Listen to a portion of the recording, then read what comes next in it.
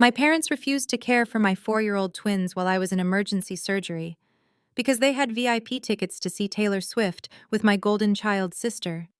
They told me I was a nuisance and a burden while I was lying on the bathroom floor, thinking I was about to die.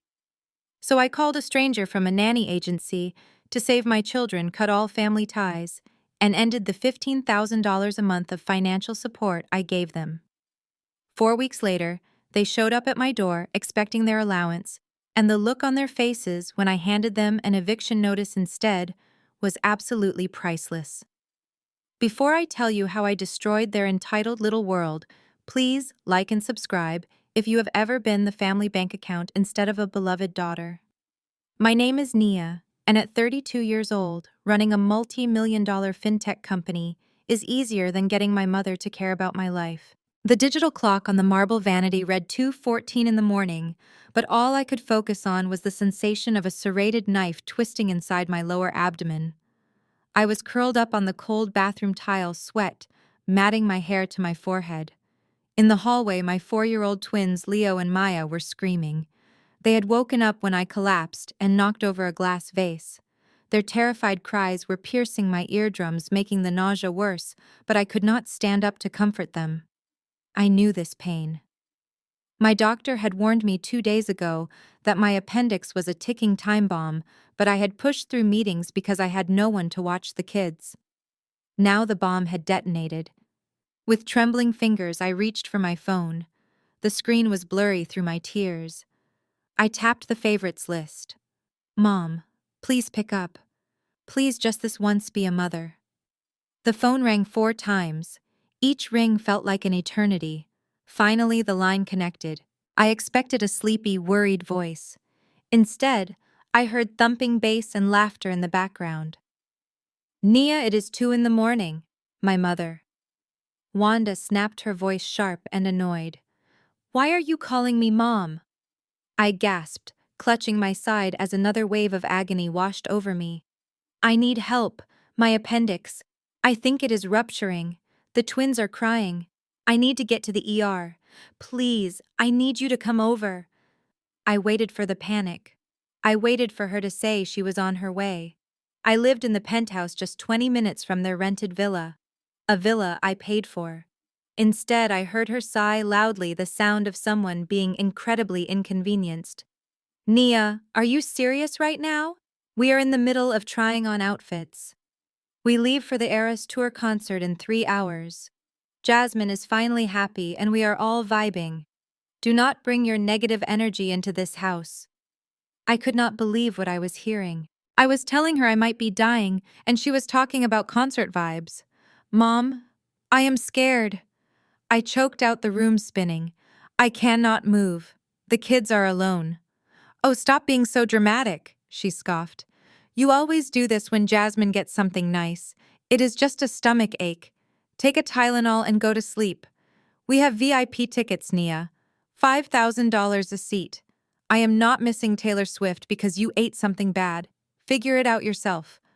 But Mom, the kids, I pleaded, my voice barely a whisper. The line went dead. She hung up. She actually hung up. I stared at the phone in disbelief as the silence of the rejection drowned out even the screams of my children. My own mother left me to potentially die on a bathroom floor because she did not want to ruin my sister's concert experience. That was the moment the daughter in me died, and the CEO in me woke up. I wiped the tears from my eyes, dialed 911 with shaking hands, and prepared to go to war. I stared at the black screen of my phone, the silence in the bathroom deafening against the rhythmic thumping of my own heart. The pain in my side had shifted from a dull ache to a sharp tearing sensation that stole the breath from my lungs. My intuition, honed by years of navigating high-stakes boardrooms, told me this was not just a stomach ache.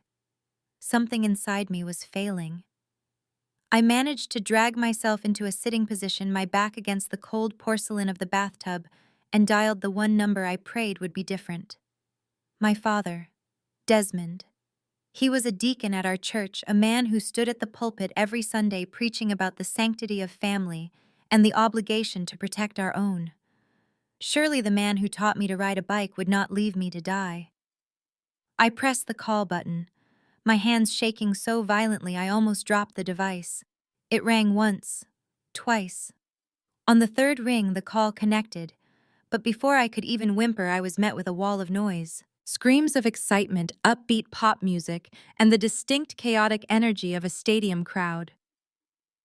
"Nia, why are you harassing your mother?" My father's voice boomed deep and laced with irritation. "She is trying to take a picture of Jasmine in front of the stage. You are blowing up her notifications. Stop it. Dad, please listen to me." I gasped, tears streaming freely now, mixing with the sweat on my face. "It is not a stomachache. The doctor on the telehealth line said my symptoms match a ruptured appendix. It is critical. I am terrified, Dad. I need you to come get the twins. I cannot drive." I waited for the shift in his tone. I waited for the fatherly concern to kick in. Instead, I heard him cover the microphone, slightly muttering something about me being hysterical to someone nearby. When he came back on the line, his voice was cold, stripped of any empathy. "You are always so dramatic, Nia. Do you have any idea where we are?" "We are in the VIP section of the Eras tour. Do you know how hard it was to get these seats?" I squeezed my eyes shut, the pain radiating down my leg. "Dad, I am talking about surgery. I am talking about my life. And I am talking about an investment," he snapped, his patience gone. "These tickets were $5,000 a person, Nia. $5,000. We spent $20,000 to give your sister this night. This is a once-in-a-lifetime experience for Jasmine. She has been talking about this for months. And you want us to leave. You want us to throw away $20,000 and walk out right before the opening act because you are in pain." The number hung in the air like a guillotine blade. $5,000. That was the price tag on my life. My father, the man whose mortgage I paid every month, was weighing my potential death against a 3-hour concert, and I was losing. "You are being incredibly selfish, Nia." He continued, his voice dripping with disappointment. "You have always been jealous of Jasmine's happiness. Let your sister have her moment. Call an Uber if it is that bad.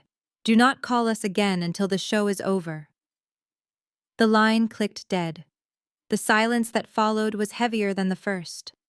I stared at the phone, the screen illuminating my tear-stained face. My father had not just chosen a concert over me.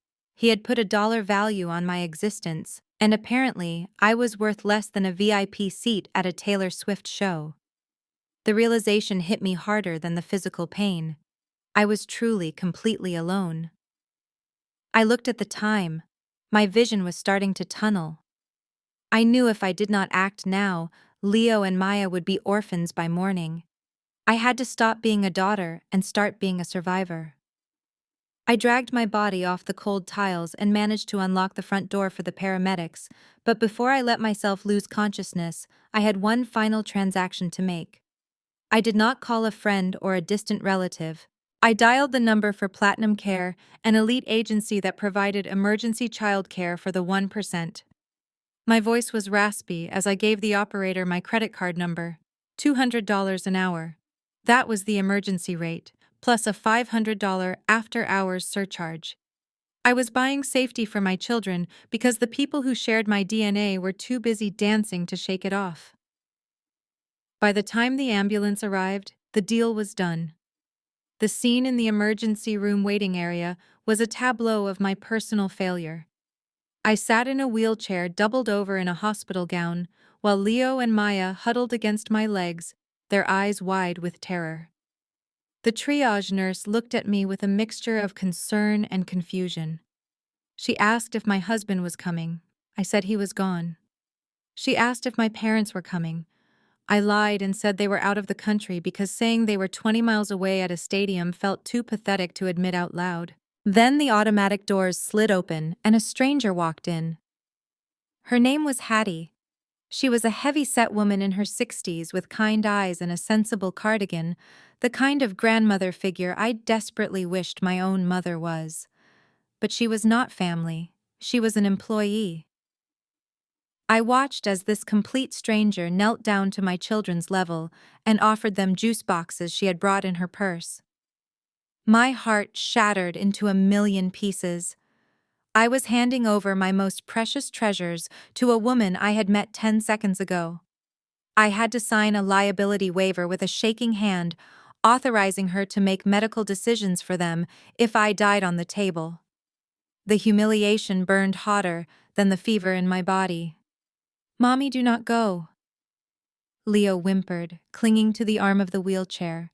I held his face in my hands, forcing a smile I did not feel. "Mommy has to get her tummy fixed, baby. Miss Hattie is going to take you to get ice cream and watch cartoons. I love you. Be brave for me." As the orderlies wheeled me away, I looked back one last time. I saw Hattie holding my children's hands, leading them toward the exit. I was paying for my parents' 4-bedroom villa. I paid the lease on my father's luxury sedan. I covered their health insurance, their vacations, and their country club fees. Yet here I was, paying a stranger $200 an hour to hold my children's hands because my family was too busy celebrating life to care if I lost mine. The anesthesia mask came down over my face, and my last thought before the darkness took me was a promise. If I woke up from this, the Bank of Naya was closing forever. The fluorescent lights of the hospital corridor flickered overhead like strobe lights in slow motion as the orderlies wheeled me toward the operating room. Each rhythmic clack of the gurney wheels against the linoleum floor echoed the pounding in my ears. Lying there stripped of my designer clothes and dressed in a thin paper blue gown, I felt a kind of cold that had nothing to do with the air conditioning. It was the chill of absolute abandonment. I looked to my left, instinctively searching for a hand to hold, but there was only the metal rail of the bed.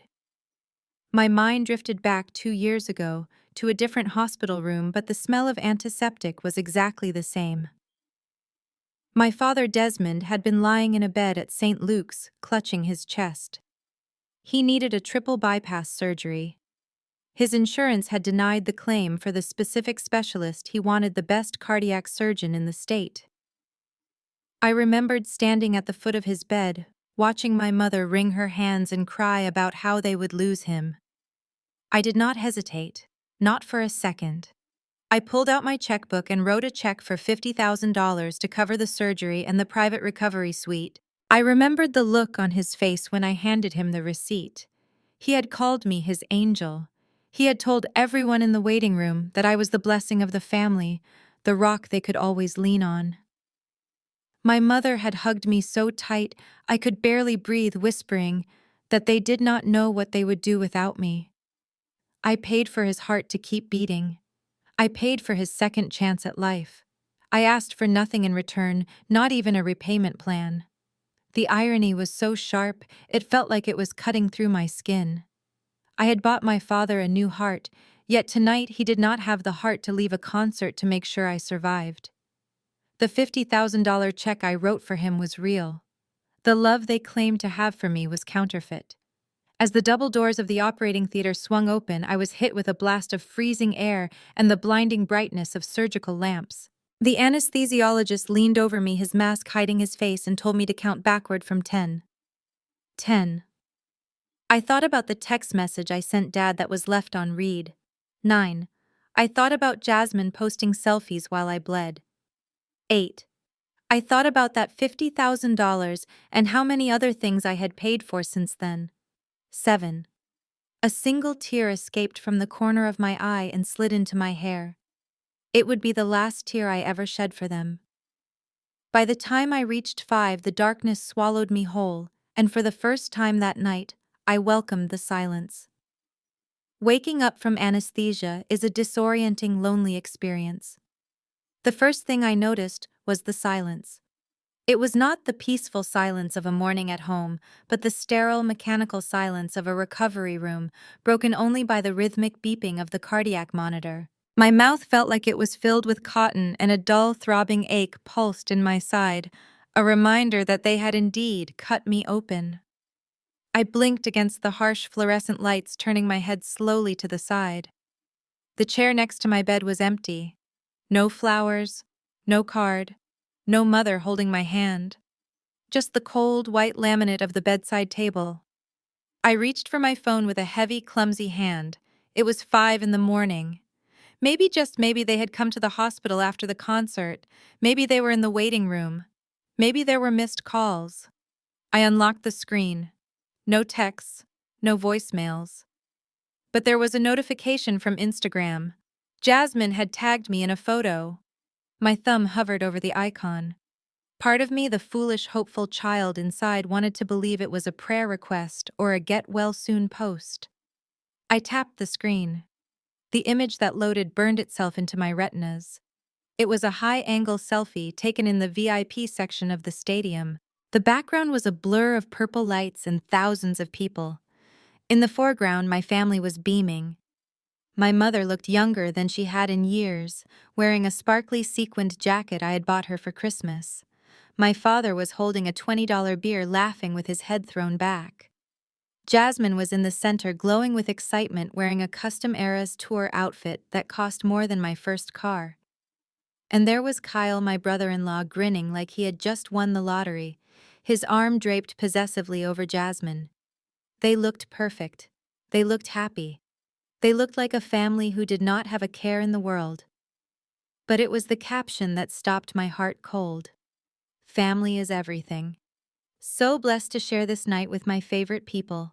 Love my parents and my amazing hubby. Best night ever. #Eras Tour. I stared at the words. Family is everything. Except apparently the member of the family who was being sliced open by a surgeon at the exact moment this photo was taken. They had not just ignored my crisis, they had erased it. They were celebrating while I was fighting for my life. I waited for the tears to come. I waited for the crushing weight of sadness that usually followed their rejection. But as I looked at Kyle's toothy grin and my father's carefree laugh, I realized something profound. I was not sad. I was not even angry anymore. I was done. The sensation was immediate and absolute, like a circuit breaker tripping in my soul. The daughter who craved their approval died on that operating table.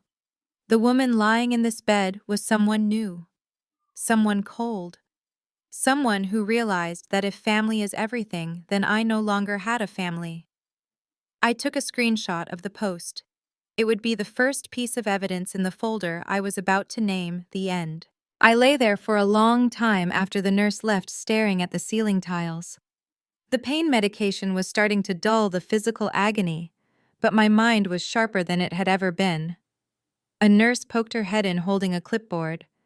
She looked around the empty room, her eyes landing on the vacant chair beside my bed, where a mother or a father should have been sitting. "Is anyone coming for you, honey?" she asked softly. "We need a contact for discharge instructions." I looked her dead in the eye. The old Nia, the people-pleaser who paid for vacations she was not invited to, would have made an excuse. She would have said they were busy or stuck in traffic. But that Nia had died on the operating table. "I do not have any family," I said, my voice steady and cold as ice. "Just put me down as self-discharge." The nurse hesitated, clearly confused, but she nodded and backed out of the room. As soon as the door clicked shut, I reached for my phone again. This time, I did not call my parents. I did not call my sister. I dialed a number that I usually only reserved for business mergers and hostile takeovers. "Mr. Henderson," I said when my lawyer answered on the first ring. "Nia, is everything all right?" "It is 5:30 in the morning," he replied, his voice thick with sleep. "I need you to draft some papers for me," I said, ignoring his question. "I need to dissolve the Brooks Family Trust. I need to revoke all power of attorney privileges granted to Desmond and Wanda Brooks. And I need to start the eviction process for the property at 124 Oak Street." There was a long silence on the other end of the line. "Nia, are you sure?" Henderson asked cautiously. "That is the nuclear option. If we do this, there is no going back. You are effectively cutting them off completely." I looked at the screenshot of my family smiling at the concert while I bled out alone. I looked at the empty space where their love should have been. "I am not just cutting them off, Mr. Henderson," I whispered, a dark satisfaction settling in my chest. "I am repossessing my life. Draft the papers. I want them ready for signature by the time I leave this hospital." I hung up the phone and let it drop onto the sheets. The tears were gone. The fear was gone. In their place was something far more dangerous. Clarity. They had spent years treating me like an ATM machine with a heartbeat. They thought their supply of cash and forgiveness was infinite. They were about to learn that even the most generous bank eventually closes its doors. And when mine closed, it was going to lock them out forever. 2 days later, the elevator doors slid open directly into my penthouse foyer. The silence that greeted me was different this time. It was not the lonely silence of the hospital. It was the quiet hum of a well-ordered home, but it felt vast, almost swallowing me whole. I leaned heavily on the walker the hospital had issued me every step, sending a jolt of fire through my stitched abdomen. Ms. Hattie was there before I could even close the door. She did not rush me. She simply moved to my side, offering a sturdy arm for support without being asked. She had set up a recovery station in the living room. There were fluffy pillows arranged on the sofa, a heating pad plugged in and ready, and a thermos of homemade bone broth on the coffee table. "Careful now, honey." Hattie murmured, her voice a soothing balm compared to the harsh neon lights of the ER. "I made sure the kids are down for their nap so you can get settled. You look like you went 12 rounds with a prize fighter." I sank into the cushions, letting out a breath I felt like I had been holding for 48 hours. Hattie bustled around adjusting the blinds to keep the glare out, tucking a blanket around my feet. She was a stranger. I was paying $25 an hour, yet she was treating me with a tenderness my own mother had not shown me since I was a toddler. The contrast was nauseating. My mother knew I was being discharged today. I had sent a text to the family group chat just to see if anyone would respond. The message was marked read by everyone. Desmond, Wanda, Jasmine. Not a single reply. No one offered to pick me up. No one asked if I needed groceries. They were probably sleeping off their post-concert hangovers or brunching at the country club I paid for. "You have got a fever," Hattie observed, placing a cool hand on my forehead. "Not the infection kind, the stress kind. You need to let it go, whatever it is." I looked at this woman whose last name I barely remembered and felt a lump form in my throat. She was doing the job of a mother because she was on the payroll. My actual mother was absent because she was not on the payroll yet this month. "Thank you, Hattie," I whispered. "For everything." She just patted my hand and went to the kitchen to fetch me some water. As I watched her go, the guilt I had been feeling about my decision to cut them off evaporated completely. If love was a transaction to my family, then I was closing the account. They did not deserve my grief. They did not deserve my anger, and they certainly did not deserve the check that was scheduled to deposit into their accounts in 3 days.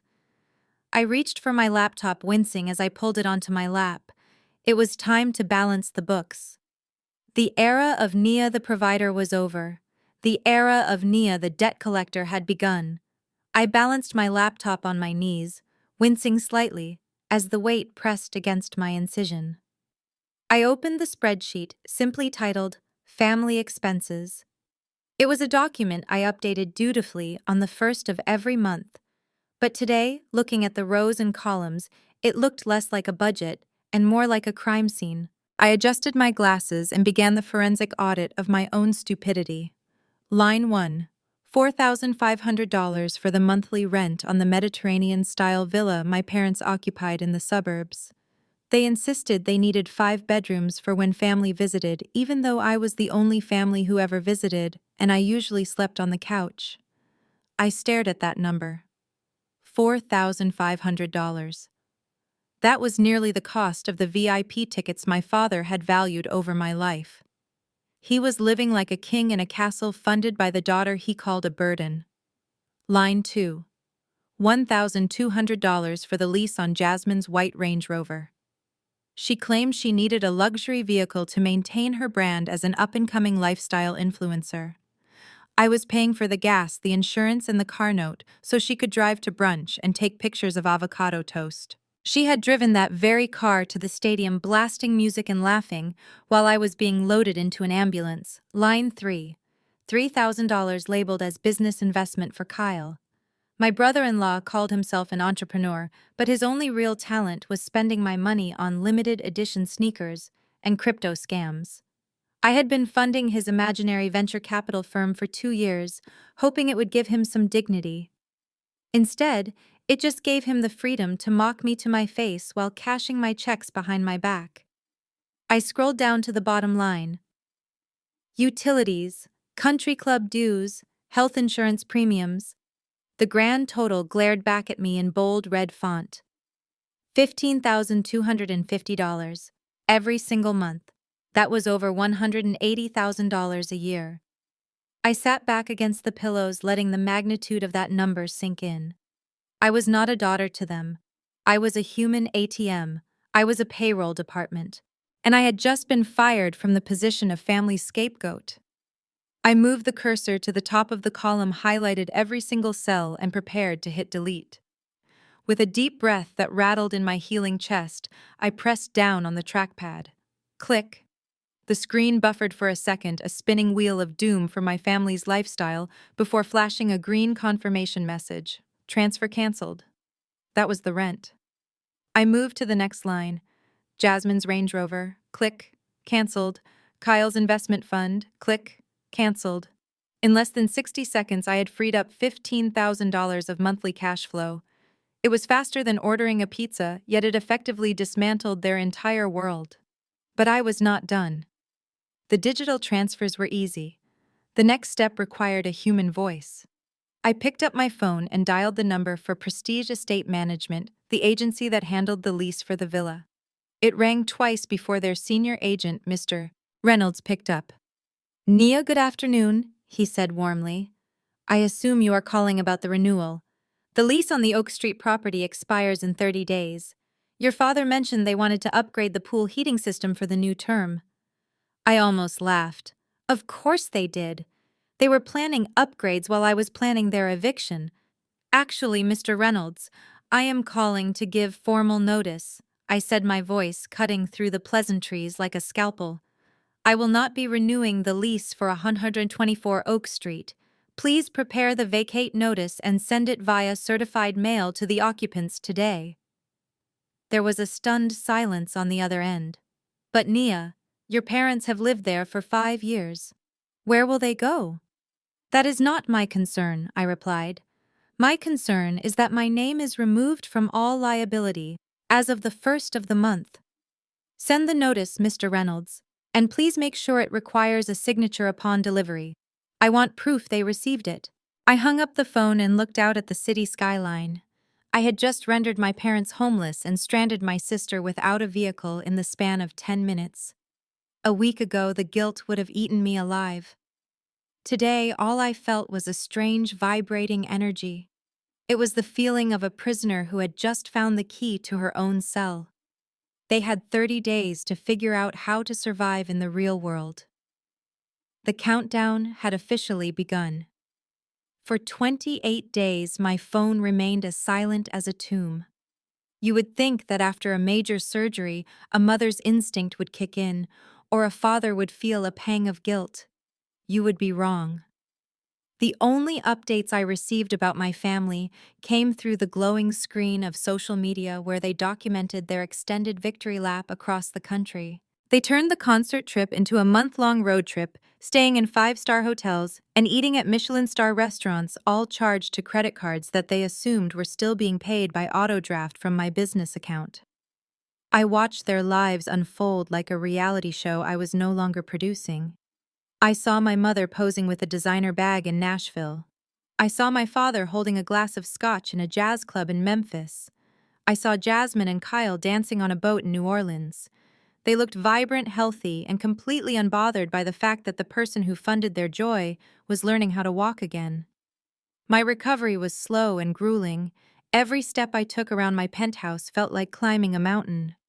The physical scars were healing, knitting together into a jagged pink line across my abdomen, but the emotional clarity was hardening into something impenetrable. In those quiet weeks, Ms. Hattie became more of a family to me than the people I shared DNA with. She taught me how to change my dressings. She cooked nutritious meals. She played board games with the twins so I could rest. She never asked for anything extra, yet she gave me everything I needed. The silence from my family was not just negligence, it was arrogance. They were so confident in their control over me that they did not feel the need to check in. To them, I was not a person. I was an appliance. You do not call your refrigerator to ask how it is feeling. You just expect it to keep the lights on and the food cold. They assumed the bills were being paid because the bills were always paid. They assumed the rent was covered because the rent was always covered.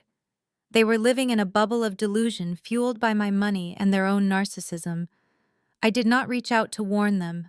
I did not send a text saying the credit cards were frozen.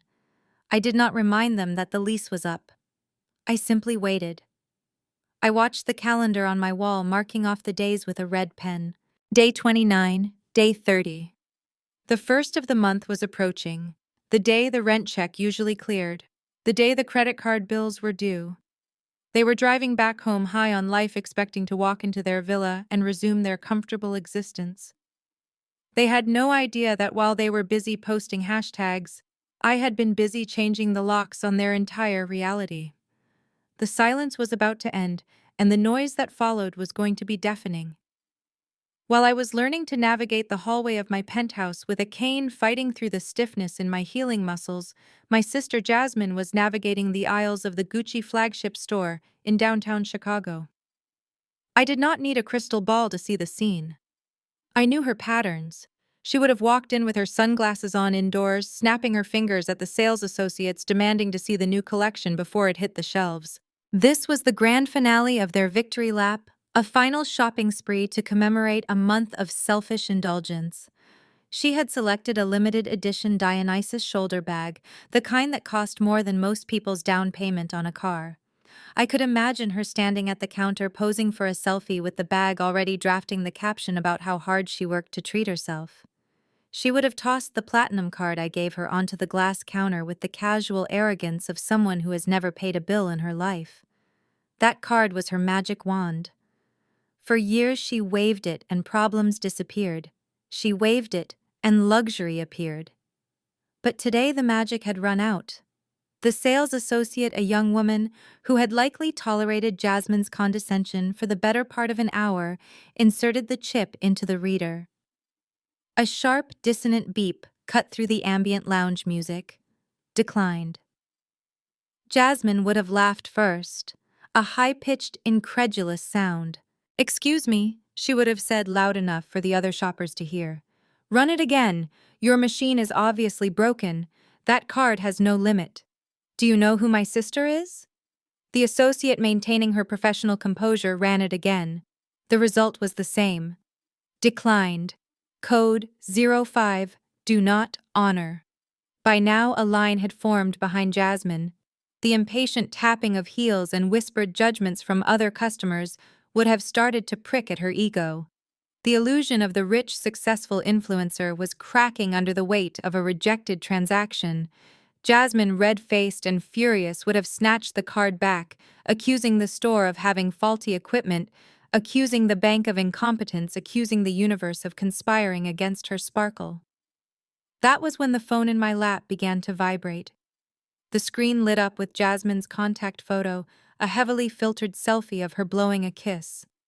She was not calling to ask if my stitches had dissolved. She was not calling to ask if the twins were sleeping through the night. She was calling because her plastic lifeline had just been severed and she needed the technical support department to fix it immediately. I stared at the vibrating phone, sipping my herbal tea. I could practically hear her voice screaming through the pixels, demanding I fix the glitch, demanding I apologize to the store manager for her embarrassment. I let it ring.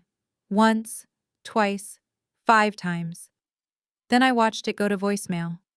For the first time in 26 years, Jasmine was going to have to leave the store empty-handed. The Bank of Nia was closed, and no amount of tantrums would reopen the vault. The chamomile tea in my cup was still steaming, sending tendrils of warmth into the cool air of the penthouse living room. It was the first time in a month I had sat down without a spreadsheet, a lawyer, or a painful grimace. I took a slow, deliberate sip, savoring the silence. But on the marble coaster beside me, my phone was having a seizure. It vibrated against the stone with a manic persistence, dancing closer to the edge with every buzz. I did not need to pick it up to know who it was. Jasmine had likely called Kyle in a panic, screaming that her card was broken, and now my brother-in-law was stepping in to handle the situation, like the man of the house he pretended to be. I watched the screen light up. A text message preview appeared. Nia. Hey. Slight issue. Amex got declined at the pump. We are literally on fumes outside Gary, Indiana. Call the bank ASAP. It is embarrassing. I stared at the words, marveling at the sheer density of the narcissism packed into 3 sentences. There was no greeting. There was no inquiry about my health. There was no acknowledgement that they had been ghosts for 4 weeks while I recovered from major surgery. There was only a demand. They were stranded and they expected me to parachute in digitally and save them just like I had done every time before. Another message popped up immediately after. Hello, Nia. The attendant is looking at us weird. Fix this.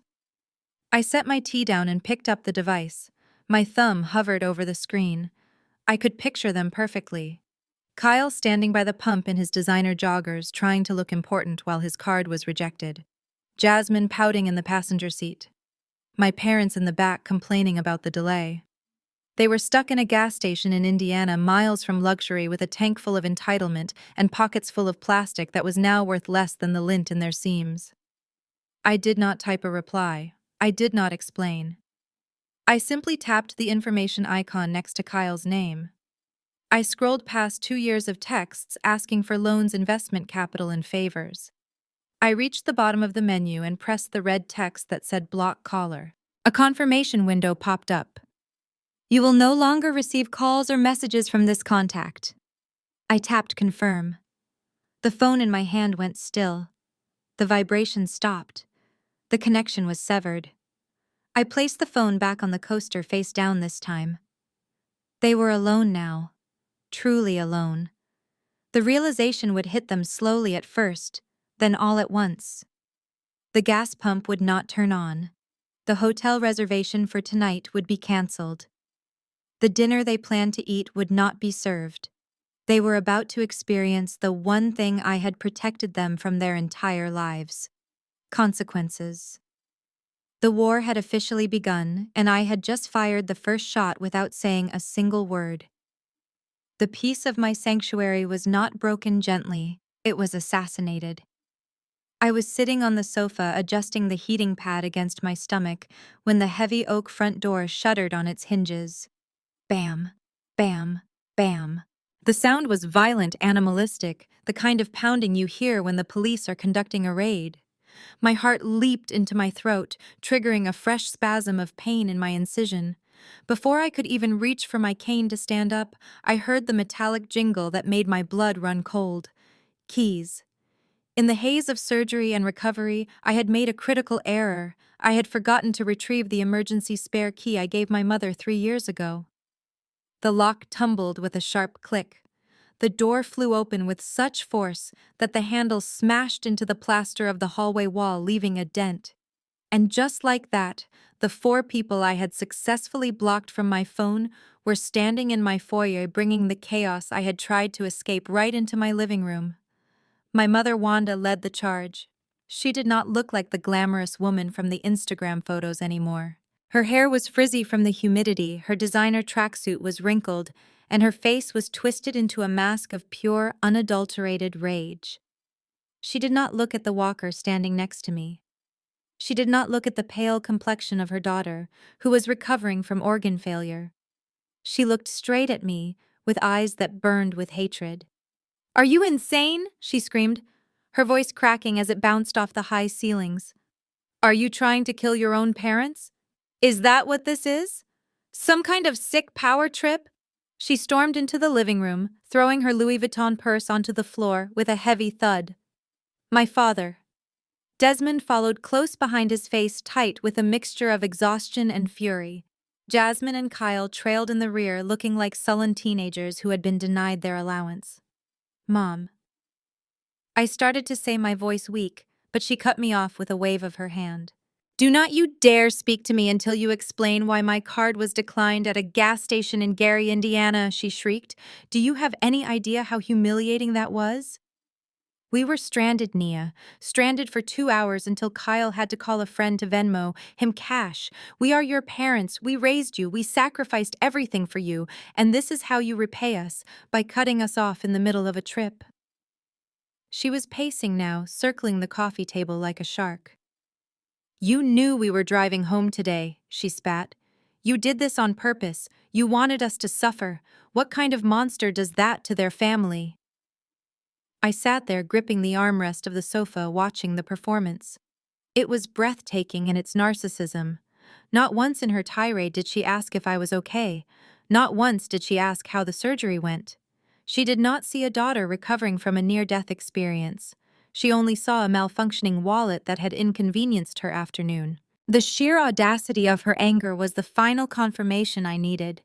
They had not broken in to check on me. They had broken in to demand why the money had stopped flowing.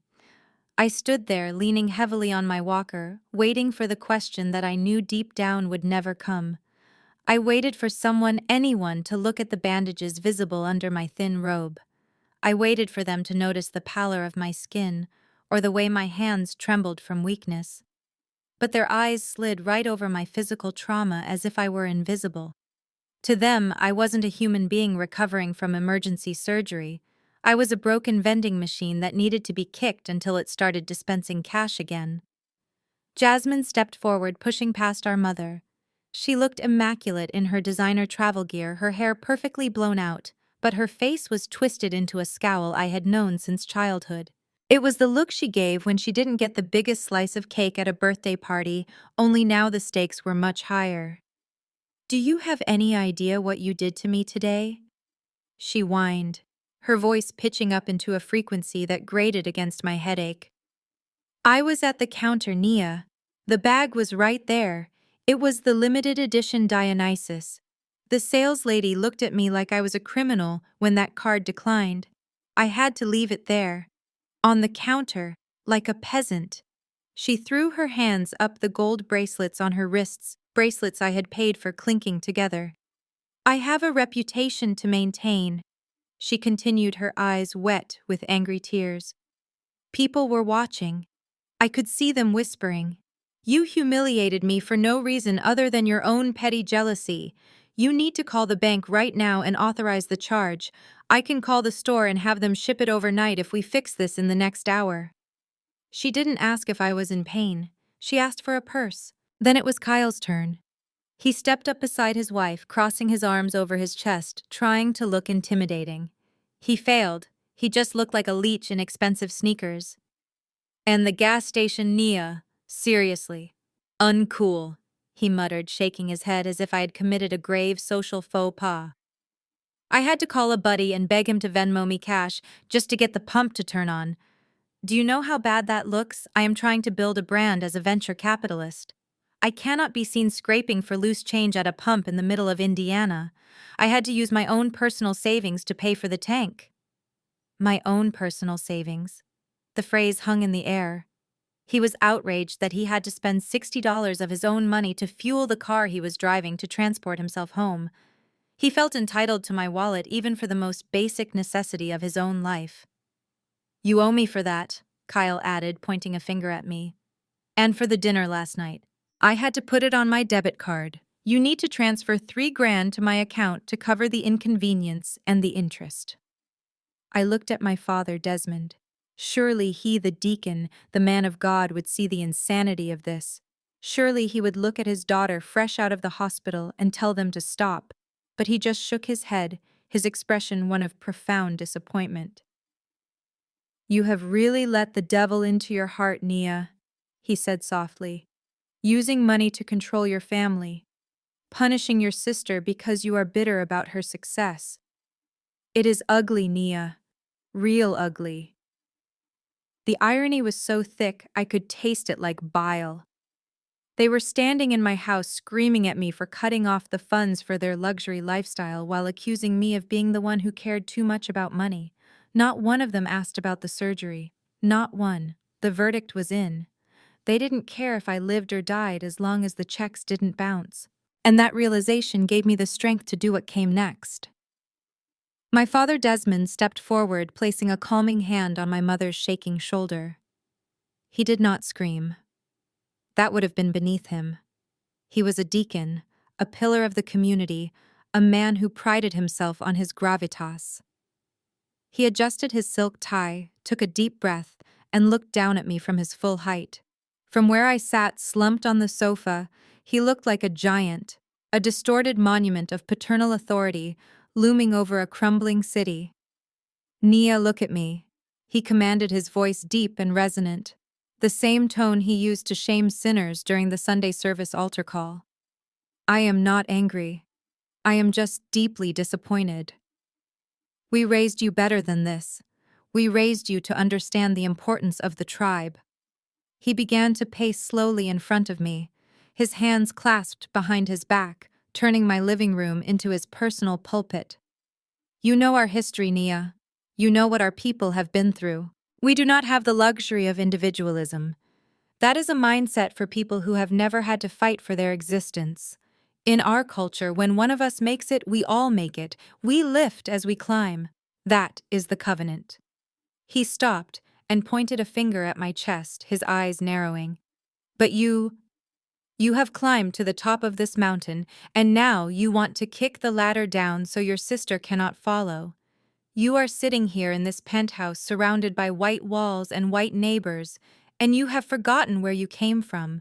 You have forgotten the sacrifices we made. We put food on the table when times were hard.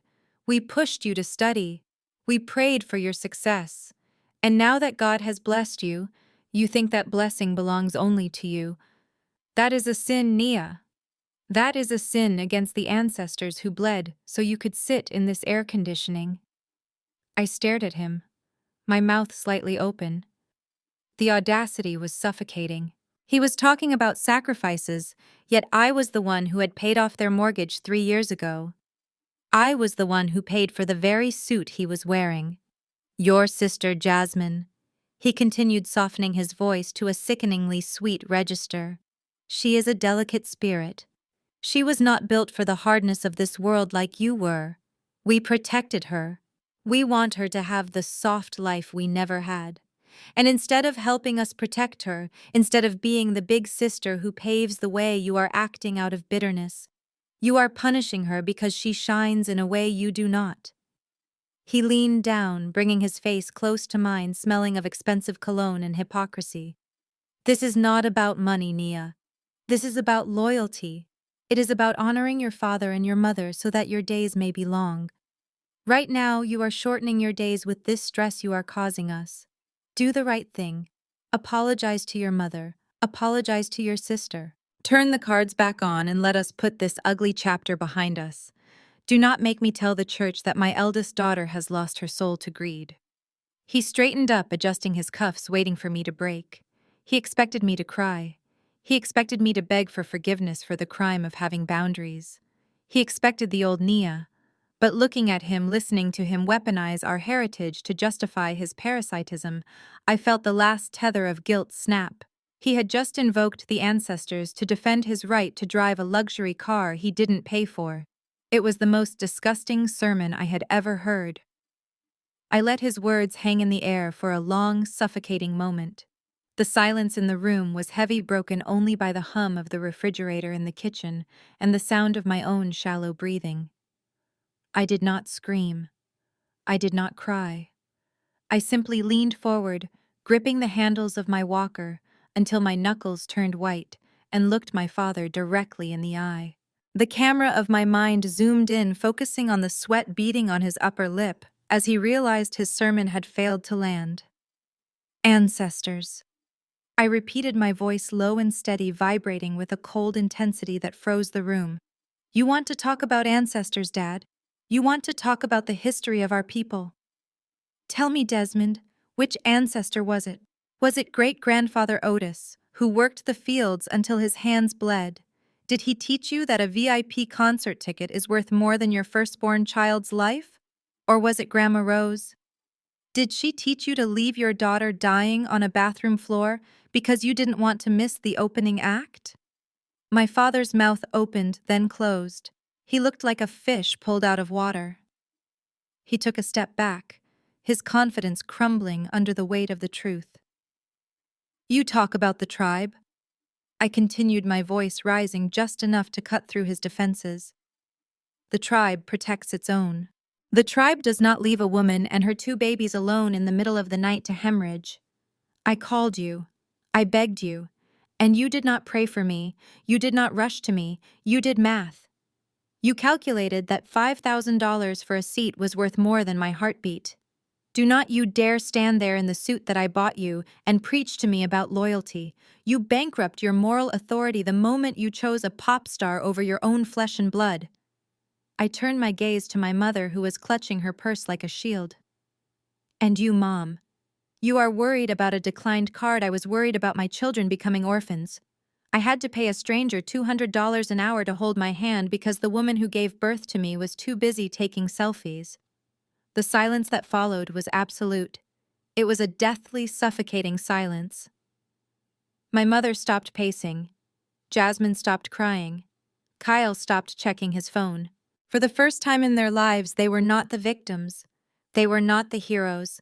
They were the villains in their own story, and the mirror I was holding up was showing them exactly who they were. They looked at each other, desperate for a defense, for a gaslighting tactic, for anything to shift the blame back to me. But there was nothing. The truth was naked in the center of the room, and it was ugly. I picked up my cane and pointed it at the door. The tip of the rubber stopper was the only judge and jury I needed. Get out, I whispered. Get out of my house. Get out of my life. And take your culture of parasitism with you. You have 30 days to vacate the villa. Every second you stand here arguing is a second you could be using to pack. For a moment nobody moved, then slowly the reality of their situation began to sink in. The ATM was broken, the bank was closed, and the daughter they had used for parts was finally putting herself back together. My mother gathered her scattered dignity and her Louis Vuitton bag, her hands shaking with a mix of rage and humiliation. Jasmine was sobbing quietly, a sound that usually broke my heart, but today just sounded like noise pollution. My father cast one last judgmental look at me, shaking his head as if I were a lost cause, a sheep that had strayed too far from the shepherd. They turned to the door, a defeated army retreating from the battlefield. But Kyle did not move immediately. He stood by the entryway watching his wife and my parents walk out into the hallway. Then he turned back to me. The mask of the supportive brother-in-law, the goofy guy who just liked sneakers and video games, slipped off completely. Underneath was something cold, calculating, and reptilian. He looked around my penthouse, his eyes lingering on the expensive art on the walls, and the view of the city skyline, calculating the net worth of the room. You think you are smart, do not you? Nia, he said, his voice low enough so the others would not hear. You think because you write the checks you own the people. I tightened my grip on my walker, fighting the urge to sit down as my legs began to tremble from the effort of standing. I do not own people, Kyle, I replied, keeping my voice steady. I just refuse to rent them anymore. Goodbye. He chuckled, a dry, humorless sound that sent a shiver down my spine. He took a step closer, invading my personal space. You clearly have not checked the statutes in this state. He sneered, a smug grin spreading across his face. You are so busy being a CEO that you forgot to read the fine print on family law. There are things called filial responsibility laws. Look it up. Children with means are legally required to support destitute parents who cannot care for themselves. I stared at him, my blood running cold. I had heard of such laws, archaic rules rarely enforced, but the fact that Kyle knew about them meant he had been doing his homework. He had been preparing for this day. You cannot just cut them off because you got your feelings hurt. He continued, his tone dripping with arrogance. If they go broke because of your eviction, the state comes after you to recover the costs. You are the cash cow, Nia, and we are going to milk you one way or another. So go ahead, evict them, cancel the cards. We will just sue you for support. And with your income, the judge is going to award us a lot more than $15,000 a month. You might want to get that checkbook ready again, big sister." He winked. He actually winked at me. Then he turned on his heel, walked out the door, and slammed it shut with a force that rattled the windows. I stood there in the silence, the adrenaline fading, replaced by a new kind of fear. This was not just a family squabble anymore. Kyle had just declared war, and he planned to use the legal system as his weapon. I needed a drink, and then I needed the best lawyer in Chicago. The silence that followed Kyle's threat was thick enough to choke on. He stood there smug and expecting fear, but he had miscalculated. He was playing checkers while I had been mastering chess for a decade.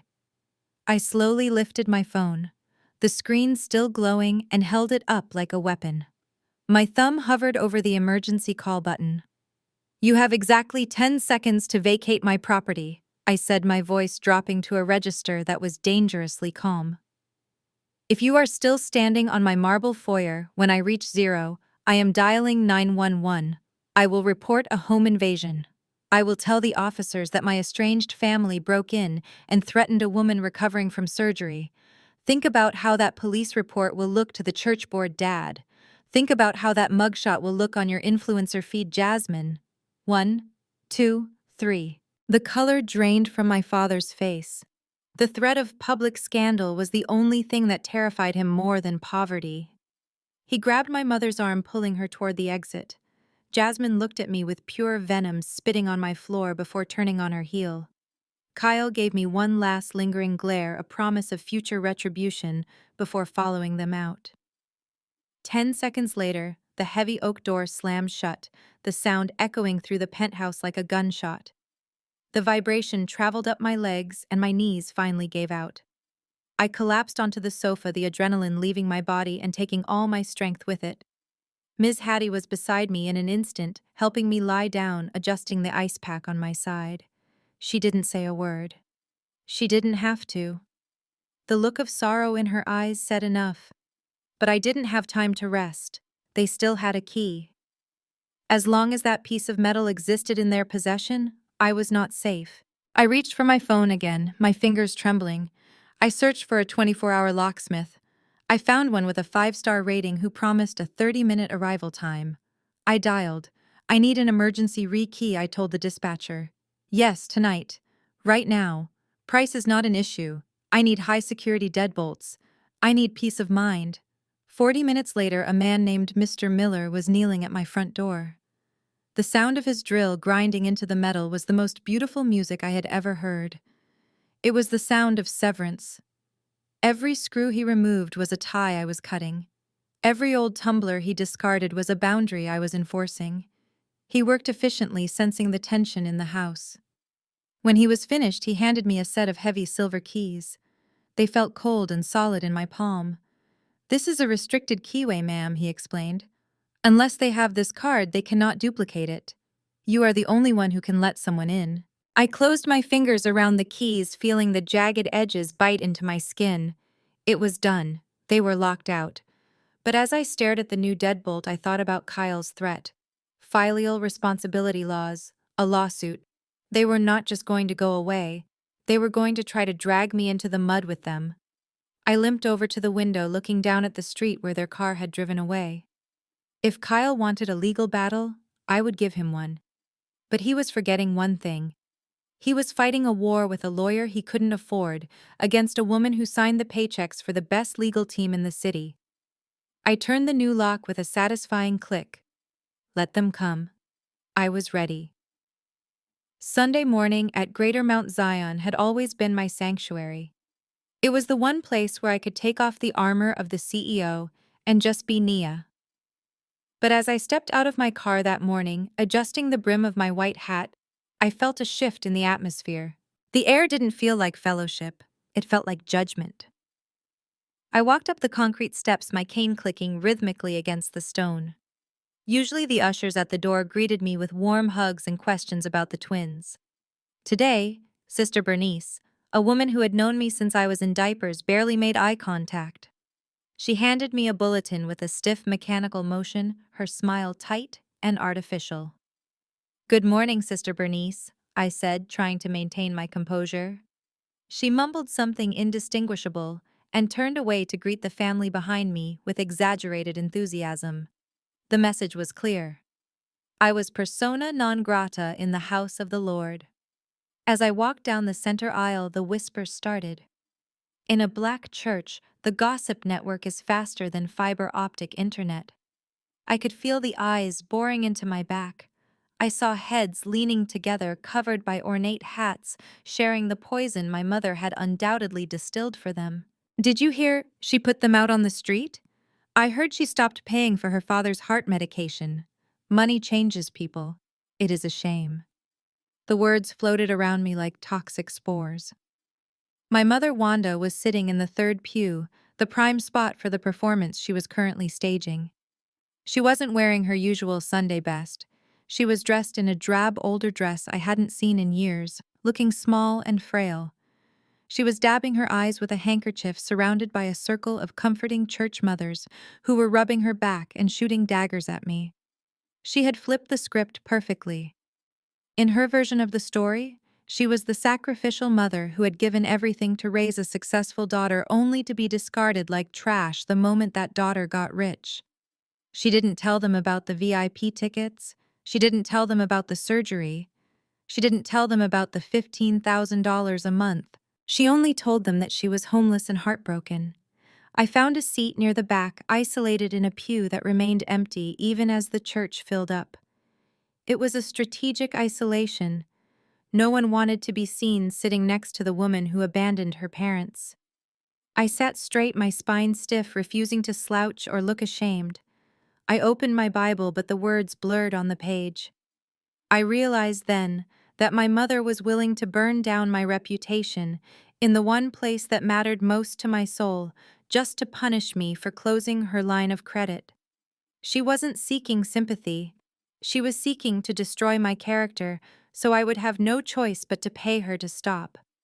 But as the choir stood up to sing, I made a silent vow. I would not pay. I would not break. If I had to worship alone in a room full of people, so be it. God knew the truth, and eventually the congregation would too.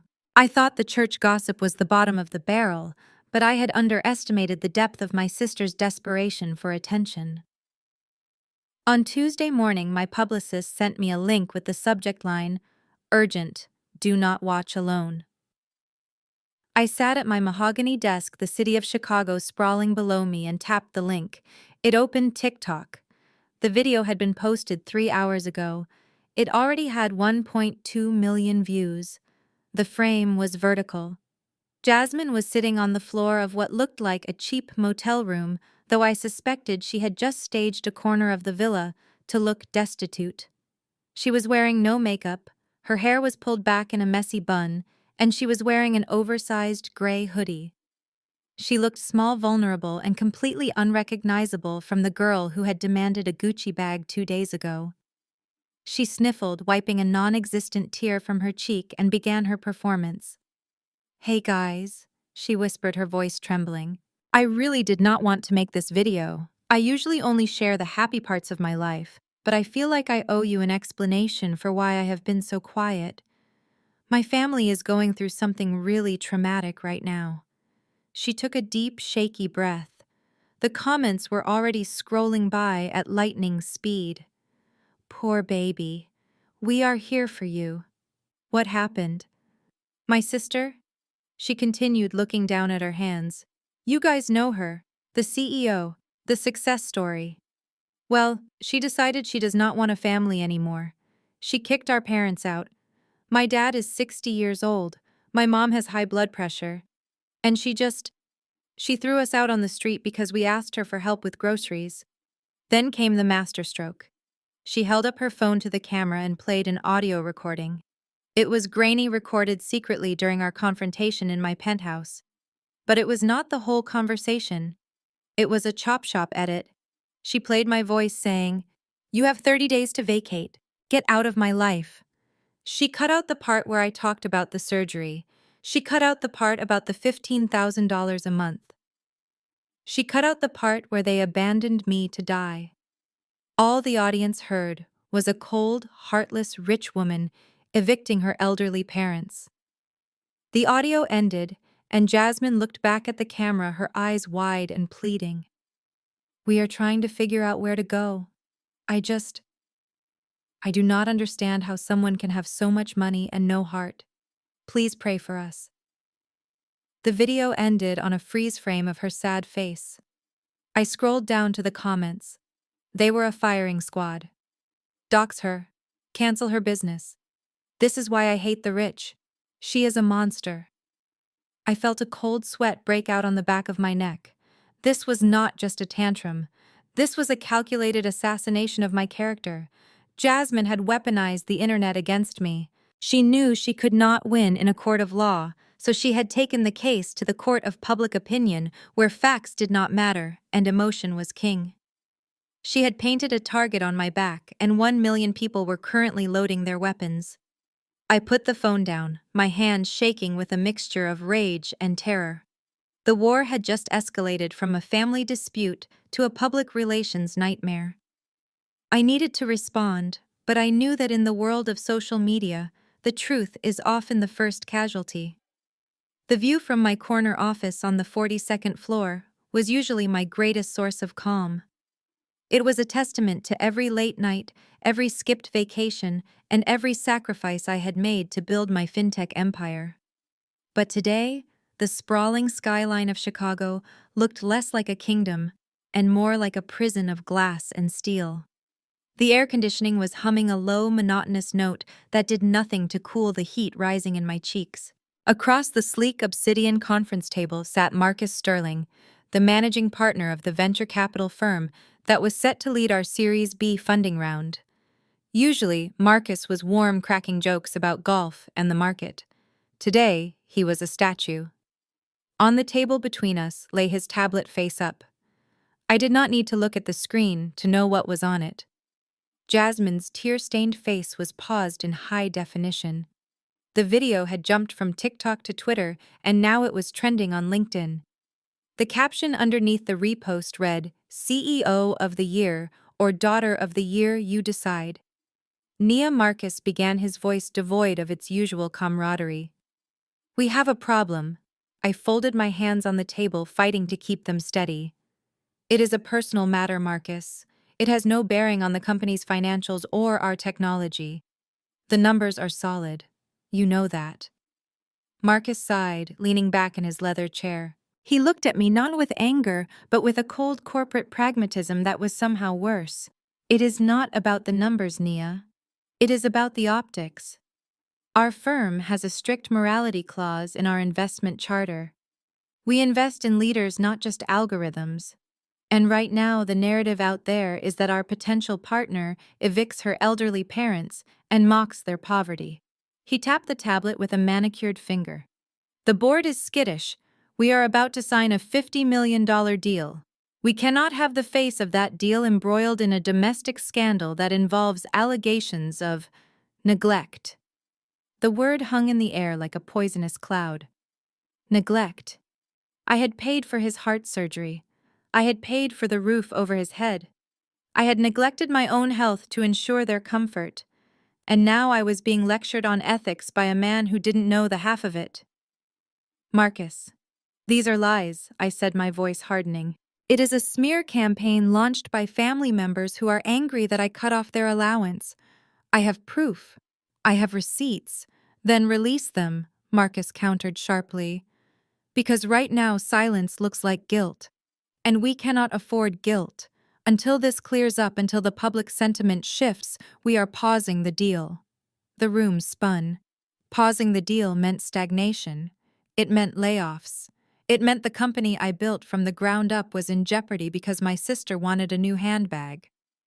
"You are pausing the funding?" I asked, my voice barely a whisper. "We are pausing everything," Marcus confirmed, standing up and buttoning his jacket. "Fix this, Nia. Fix your family. Or do not expect us to answer your calls next week." He walked out, leaving me alone in the silent glass box. I stared at the tablet. My sister's face seemed to mock me from the screen. She had not just attacked my character, She had attacked my livelihood. She was trying to starve me out just like she claimed I had done to them. But she had made a fatal error. She thought she was fighting a sister. She forgot she was fighting a CEO. And CEOs do not crumble under pressure. We pivot. The knock on my door that evening was not aggressive like the invasion 3 days ago. It was polite, rhythmic, and purely bureaucratic. I opened the door to find a man in a generic gray suit holding a large manila envelope. He did not smile. He did not introduce himself. He simply asked if I was Nia Brooks. When I nodded, he thrust the envelope into my hands, muttered the words "You are served," and walked away without looking back. I carried the package into my kitchen and laid it on the marble island. My hands were steady now. The shock of the last week had burned away my nerves, leaving only a cold, hard resolve. I tore open the seal. Inside was a stack of legal documents thick enough to be a novella. The cover page bore the seal of the Superior Court, and the bold, capitalized words that made my stomach turn. Civil complaint for support. Plaintiff Desmond and Wanda Brooks versus defendant Nia Brooks. I flipped through the pages, my eyes scanning the legalese. It was exactly what Kyle had threatened. They were invoking filial responsibility statutes. The lawsuit claimed that my parents were destitute, unable to provide for their own basic needs, and that I, their wealthy daughter, had the financial means to support them, but was maliciously refusing to do so. They were not just asking for help, they were demanding a court-ordered stipend. I read the itemized list of their alleged needs. It was a work of fiction that bordered on comedy.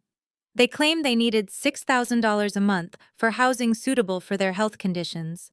They claimed they needed $2,000 for dietary restrictions. They listed transportation costs, medical copays, and emotional distress therapy. The total monthly demand was $22,000. They were suing me for a salary. But as I read the supporting affidavit, I saw the true author of this farce. My father's vocabulary was limited to scripture and sports metaphors. My mother wrote in emojis and passive-aggressive hints. This document was precise. It cited precedents. It used terms like established standard of living and implied contract of care. This was Kyle. He had found a lawyer willing to take the case on contingency, probably promising them a cut of the settlement he was sure I would pay to avoid bad press. Kyle was betting on my shame.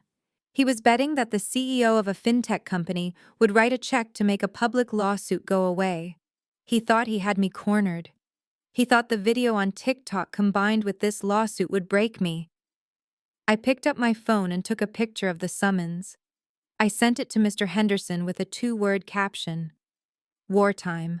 I walked to the window and looked out at the city lights. They wanted to use the law to shackle me to them forever. They wanted to make their parasitism legal and binding. But they had made a critical mistake. In a court of law, you have to prove your claims under oath. You have to open your financials to discovery. You have to answer questions about where the money went. Kyle had just invited a forensic accountant into his life, and he had no idea that he had just handed me the weapon that would destroy him. I thought the demand for $22,000 a month was the declaration of war, but as I turned the page of the legal complaint, I realized it was just the opening salvo. Page 42 contained a petition that made my blood freeze in my veins. It was titled, Petition for Grandparent Visitation Rights. Under the subsection of alienation of affection, my parents, guided by the snake-like wisdom of Kyle, were suing for court-mandated time with Leo and Maya. They claimed that I was an unstable mother who was damaging the children's emotional well-being by severing the bond with their loving grandparents. They requested unsupervised weekends. Unsupervised. The word echoed in my mind like a threat. These were the people who left me on a bathroom floor. These were the people who ignored my children's screams to go to a concert. And now they wanted to take them away from me for 48 hours at a time. I looked over at the living room rug, where Leo and Maya were building a tower out of blocks. They were innocent. They were soft. They were everything my family was not. I knew exactly what this was. They did not want to bake cookies or read bedtime stories. They wanted hostages. They knew that the quickest way to get me to open my wallet was to threaten the safety of my children. If they had the twins, they had leverage. They could demand money for clothes, for outings, for emergencies that did not exist. They wanted to turn my children into little ATMs. A cold fury settled over me, heavier and darker than anything I had felt before. Money was one thing, reputation was another. But coming for my children, that was a suicide mission. I closed the legal folder with a snap. I was done playing defense. I was done waiting for the law to protect me. I needed a weapon that would obliterate their credibility so thoroughly that no judge in America would let them within 500 feet of my family. I needed the nuclear option. I picked up my phone and dialed Henderson again. I did not want to just win the case. I wanted to expose the rot. I told him to hire a private investigator. I told him to pull the security footage from the night of the surgery. And then I told him to find the file I had kept buried for 5 years. The file about Kyle. If they wanted to talk about who was fit to be around children, we were going to talk about everything. I walked over to the twins and pulled them into a tight embrace, breathing in the scent of their shampoo.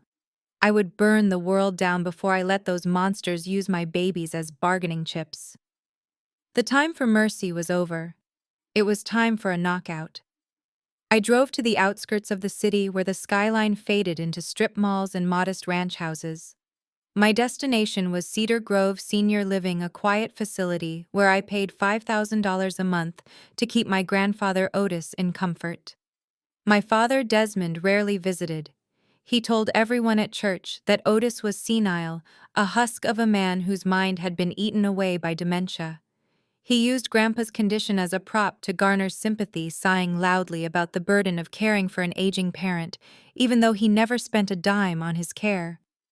I walked into room 304 expecting to find a confused old man staring at the wall. Instead, I found Otis sitting in his armchair reading a newspaper with a pair of reading glasses perched on his nose. The moment the door clicked shut, he folded the paper and looked at me with eyes that were sharp, clear, and utterly devoid of confusion.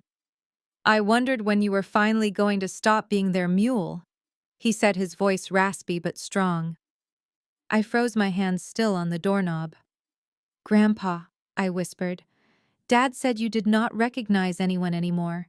He said you thought it was 1975. Otis chuckled, a dry sound like autumn leaves crunching.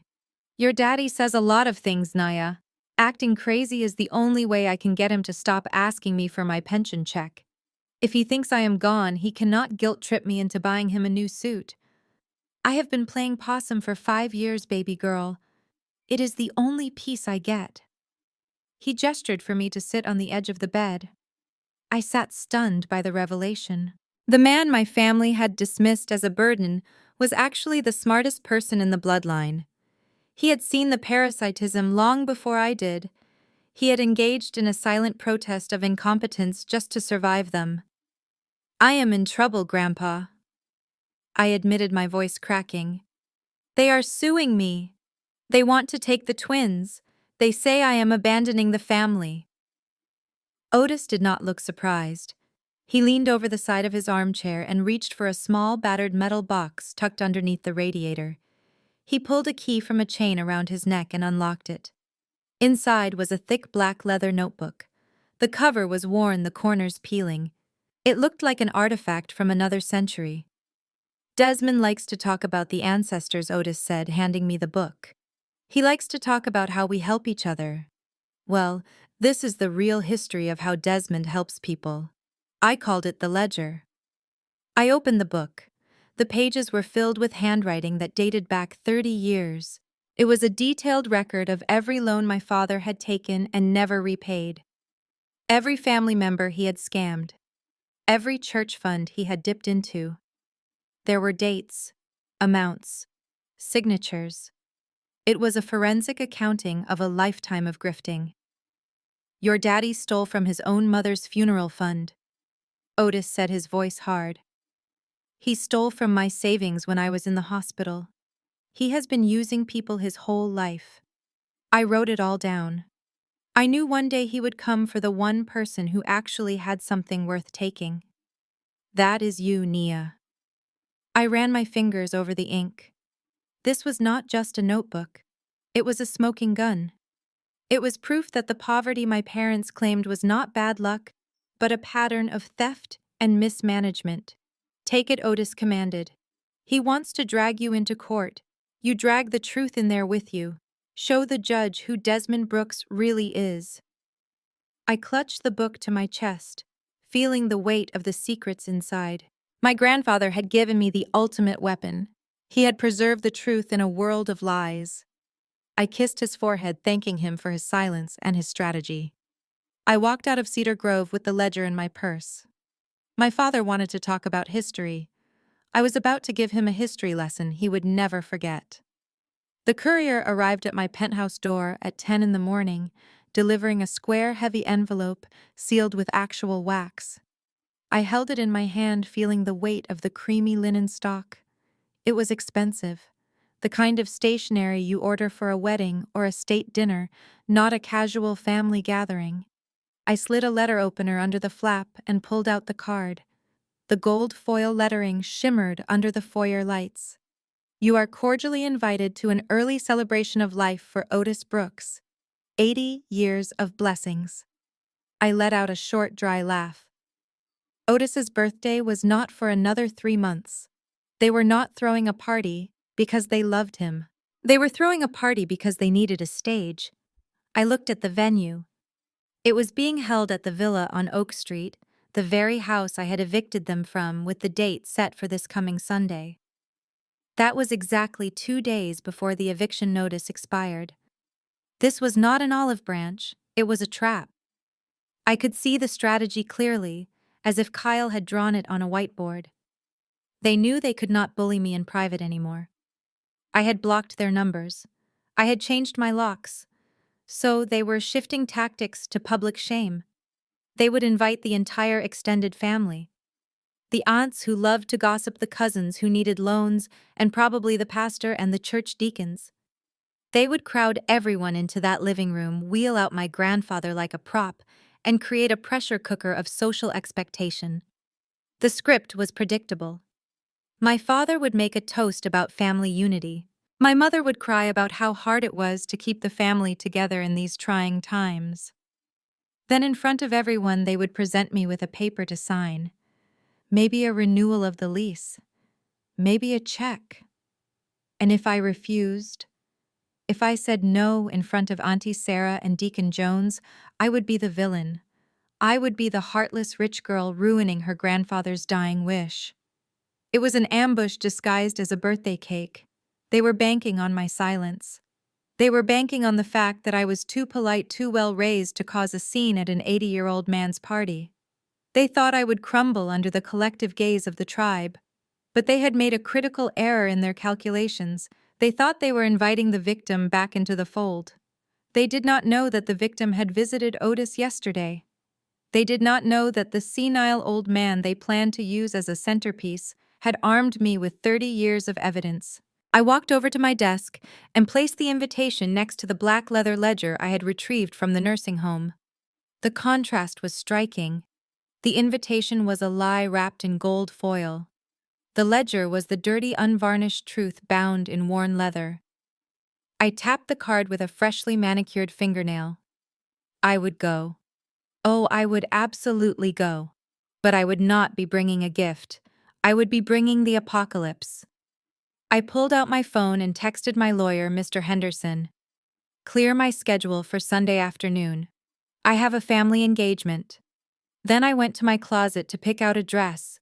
If I was going to a war zone, I intended to look like the conqueror, not the casualty. The driveway of the villa on Oak Street was packed with cars, a testament to the effectiveness of the guilt trip my parents had unleashed on the community. I steered my vehicle into the last available spot, took a deep breath, and checked my reflection in the rearview mirror. I had chosen my outfit with the precision of a general preparing for battle. I was not wearing the soft pastels of a submissive daughter. I was wearing a bespoke, stark white power suit. It was sharp, tailored, and unapologetically expensive. In a room full of people determined to paint me as the villain, I intended to look like the angel of judgment. I stepped out of the car, the gravel crunching beneath my heels. As I walked toward the front door, I could hear the hum of conversation from inside. But the moment I crossed the threshold, the sound died. It was immediate and absolute. The silence rippled through the crowded living room, like a wave freezing wine glasses in midair and silencing laughter in throats. Every head turned, every pair of eyes locked onto me. The scene before me was a masterclass in manipulation. My mother Wanda had staged the room to look like a wake. She was sitting in the corner on a folding chair, not the plush velvet sofa she loved, wearing a drab gray dress that looked 2 sizes too big. She held a tissue to her nose, her shoulders slumped in a posture of exaggerated defeat. Beside her, my father Desmond stood with his hand on her shoulder, looking like a weary prophet carrying the weight of the world. They had removed the expensive art from the walls. They had replaced the crystal vases with cheap plastic cups. They had dressed the set to scream poverty to the audience of aunts, uncles, and church deacons who surrounded them. I felt the heat of the room's hostility. It was physical, a wall of judgment radiating from the people I had known my entire life. To them, I was the Judas in a blazer. I was the ungrateful child who had abandoned her aging parents to the wolves. I saw Aunt Sarah shake her head in disgust. I saw Deacon Jones turn his back to me. They had swallowed the lie whole. But it was Kyle who drew my attention. He was standing near the makeshift bar, leaning casually against the counter. He was not looking at me with disgust. He was looking at me with triumph. He swirled his drink, a smirk playing on his lips, his eyes dancing with the arrogance of a man who believes he has just checkmated the queen. He thought the silence was my punishment. He thought the glare of the community would make me crumble, force me to my knees, and make me sign whatever document they had hidden in the kitchen. I did not shrink. I did not look down. I tightened my grip on my clutch, feeling the hard outline of the black leather ledger inside.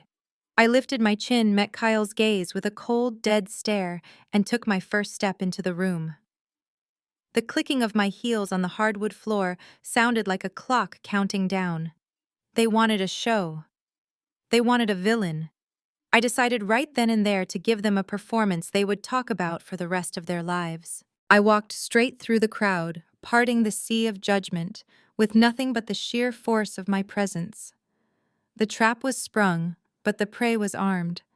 The sound of a silver spoon tapping against a crystal glass cut through the murmurs like a gavel striking a sounding block. My father Desmond stood at the head of the long dining table.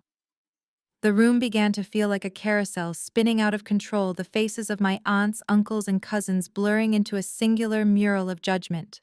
The air was thick with the scent of cheap cologne and potluck casseroles, a suffocating mixture that made my stomach turn.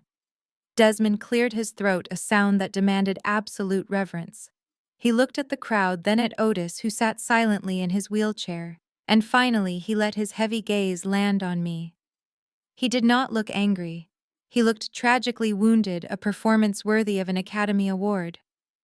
"Family," he began, his voice trembling with practiced emotion. "We are gathered here to honor my father, a man who taught me the value of sacrifice.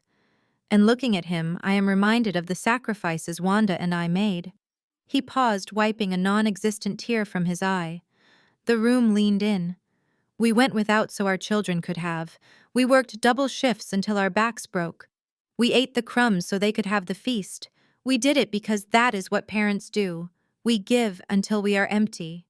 He began to walk around the table, his pace slow and deliberate, circling me like a predator circling prey. The movement made me dizzy, the room swirling around the white point of my suit. "And it breaks my heart," he continued, his voice rising, "that in our old age, instead of honor, we are met with coldness. We are met with eviction notices.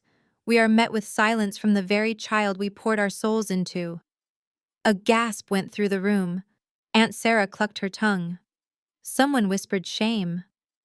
Desmond stopped directly behind my chair. I could feel his body heat. I could feel the weight of his hand hovering near my shoulder, a threat disguised as affection. "Nia," he said, his voice dropping to a whisper that was loud enough for everyone to hear, "we do not want your money. We do not want your penthouse. We just want your love. We want you to remember who you are."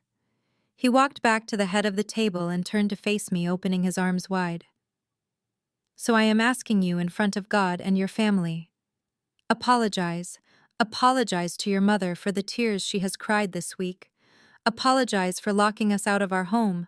Come back to us, Nia. Sign the lease renewal not because you have to, but because it is the right thing to do. Show us that your heart has not turned to stone." The room held its breath. They were waiting for me to break. They were waiting for the daughter to kneel.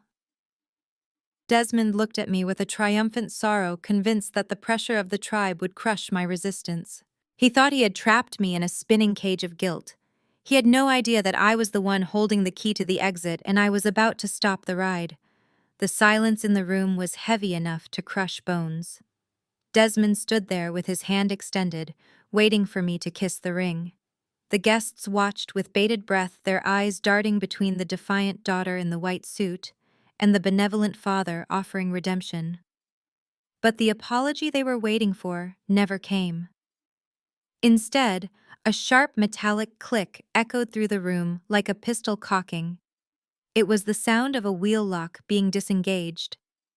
Desmond frowned and looked down at the wheelchair, annoyance flashing in his eyes. He opened his mouth to tell his father to sit still, likely preparing to shush him like a child. But the words died in his throat. Otis Brooks, the man they claimed was too senile to sign his own checks, placed his callous hands on the armrests of his chair. He did not tremble. He did not struggle.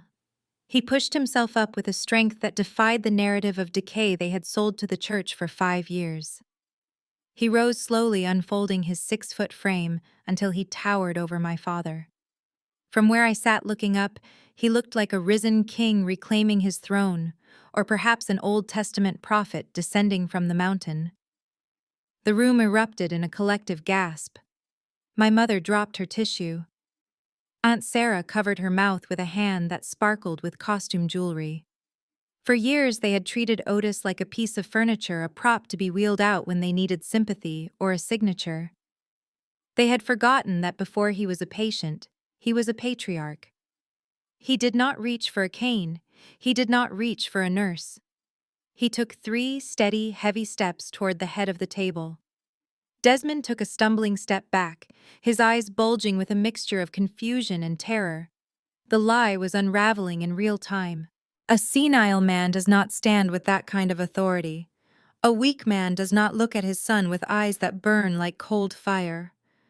Otis reached out and snatched the microphone from Desmond's limp hand. The feedback screeched through the speakers, a high-pitched wail that made everyone flinch, but Otis did not flinch. He held the microphone to his lips, and when he spoke, the voice that came out was not the raspy whisper of an invalid. It was a baritone rumble that shook the floorboards, deep and resonant, and filled with a clarity that cut through the room like a scythe. "Sit down, Desmond," he commanded. It was not a request, it was an order. The sound boomed off the walls, silencing the murmurs instantly. "You have done enough lying for one lifetime." Otis continued, his gaze sweeping across the room, locking eyes with the church elders and the gossiping cousins. "You brought these people here for a show. You wanted a performance. Well, the Lord has given me my strength back for 5 minutes, and I intend to use it. Open your ears, because I am only going to say this once." He turned to me, and for the first time his face softened. But when he looked back at Desmond, the iron returned. "You called my granddaughter a traitor, but the only traitor in this room is wearing your suit." I stepped forward, pulling the heavy black notebook from my clutch. It felt dense, like a brick made of compressed secrets. I slid it across the polished mahogany table. It spun perfectly, sliding over the wood grain until it came to a stop right in front of Otis. He placed his large hand over the worn leather cover, taking a brief moment to feel the texture of decades of disappointment. Then, with a sudden surge of energy, he lifted it high and brought it down. Wham! The sound was violent. The china plates rattled against the wood. The water in the crystal glasses trembled. A fine cloud of dust rose from the binding, visible in the chandelier light. Otis flipped the cover open. the spine cracking loudly in the silent room. He adjusted his glasses and his eyes drilled into my father. "You want to talk about sacrifice?" Desmond Otis boomed, his voice filling every corner of the room. "You want to tell these people how you struggled? Let us look at the receipts." "Because I kept them all." He jabbed a finger at the first page. September 14th, 1985. "You crashed your car drunk driving. You told your mother it was a mechanical failure. Who paid the damages to keep you out of jail?" "I did. $4,000. Status, never repaid." Desmond's face turned an ugly shade of gray. "Dad, stop!"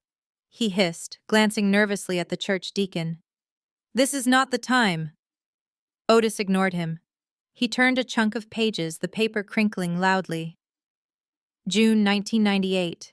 "You stood in front of this same family and told them you were working double shifts to feed your children. You wept about your aching back. A lie." Otis looked up, his eyes blazing. "I paid your mortgage for 6 years, Desmond. I bought the groceries that went into that refrigerator. I paid for the clothes on Nia's back because you were too busy chasing get-rich-quick schemes to hold down a job. You did not sacrifice a damn thing. You lived like a king on a pauper's pension. My pension." He slammed his hand on the page again. "And then, when I ran dry, when you had bled me until I had nothing left but this wheelchair, you didn't get a job. Oh no, you just switched hosts. Look at page 50. The name changes. It stops saying Otis. It starts saying Nia." He spun the book around so the room could see. The columns were filled with red ink. Student loans, copied. Car payments, copied. The down payment on this very house, copied. You have never earned a living, son. You have only earned a living off of us. You are not a martyr. You are a parasite. And today the host is finally fighting back." Otis closed the book with a finality that echoed like a judge's gavel. He looked at the stunned crowd, at the aunts who had been judging me moments ago. "You want to know why she evicted him? Because a man of 60 should not be breastfeeding from his daughter's bank account." The room was deathly quiet. The hero of the story had just been unmasked, and under the light of the truth, he looked small, pathetic, and utterly defeated. The camera zoomed in tight on Desmond's face, capturing the precise moment his soul seemed to leave his body. The blood had drained from his complexion so thoroughly that his skin took on the color of wet ash. Beads of sweat, cold and oily, broke out across his forehead, visibly catching the light of the chandelier he had claimed to pay for. His mouth opened and closed, a fish gasping on a dock, but no sound came out. The ledger lay on the table like a tombstone, but Otis was not finished burying him yet. Desmond finally found his voice, but it was not the booming baritone of the deacon anymore. It was a shrill, desperate screech. "You are lying," he shouted, pointing a shaking finger at his father. "You are senile. You do not know what you are saying. This is my house. I have lived here for 20 years. My name is on the mail. My name is on the bills. You cannot come into my home and humiliate me like this." He turned to the crowd, his eyes wild, pleading for an ally. "He is confused. The dementia makes him paranoid. I am the owner of this property. I have always been the owner. Nia is just trying to steal it from me." Otis did not shout back.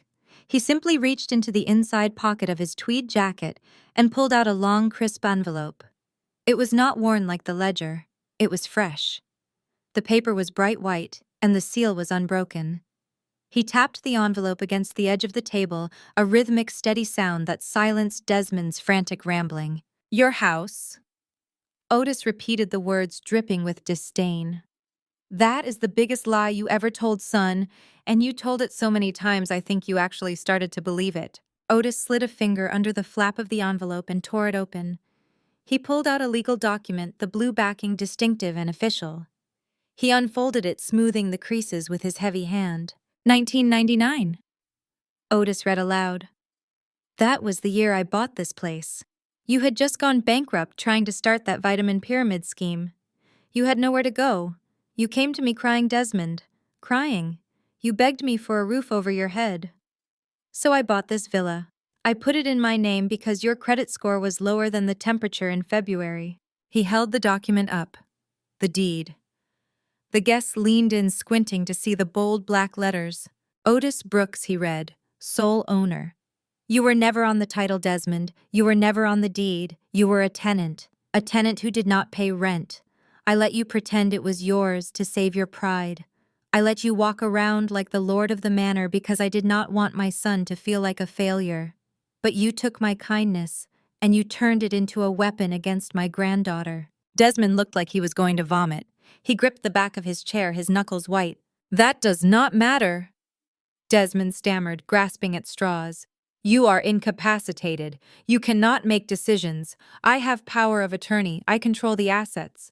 Otis smiled, and it was the terrifying smile of a predator who had already tripped the trap. You had power of attorney, Otis corrected, past tense. He pulled a second document from the envelope. This one was stamped with a time and date, 8:00 a.m., today. I may be old, Desmond, but I am legally competent.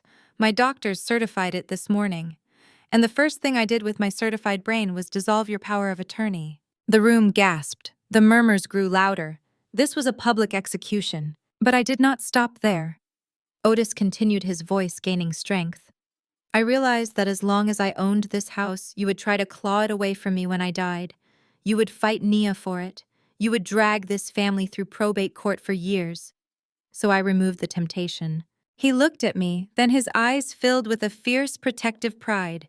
He slid the document down the table toward me. This morning at 9 o'clock, I transferred the deed of this property and all my remaining assets into an irrevocable trust. It is called the Otis Brooks Legacy Trust. And do you know who the sole trustee is? Desmond looked at this document in front of me. He saw the signature. He saw the notary stamp. He saw the name listed under trustee. Nia, Otis said, his voice ringing like a bell. The realization hit Desmond like a physical blow. He staggered back, hitting the wall. He looked at me, horror dawning in his eyes. He had been fighting me to stay in the house, thinking he had a legal claim, thinking he could manipulate his father. But the ground had shifted beneath his feet. I did not just evict you as a daughter, I said, speaking for the first time since Otis stood up. I am now evicting you as the legal representative of the owner. This is not your house, Dad. It is not even Grandpa's house anymore. It is an asset of the trust. And as trustee, my fiduciary duty is to remove non-paying tenants who damage the property. I picked up the document and held it to my chest. You have 48 hours, I said, my voice cold and final.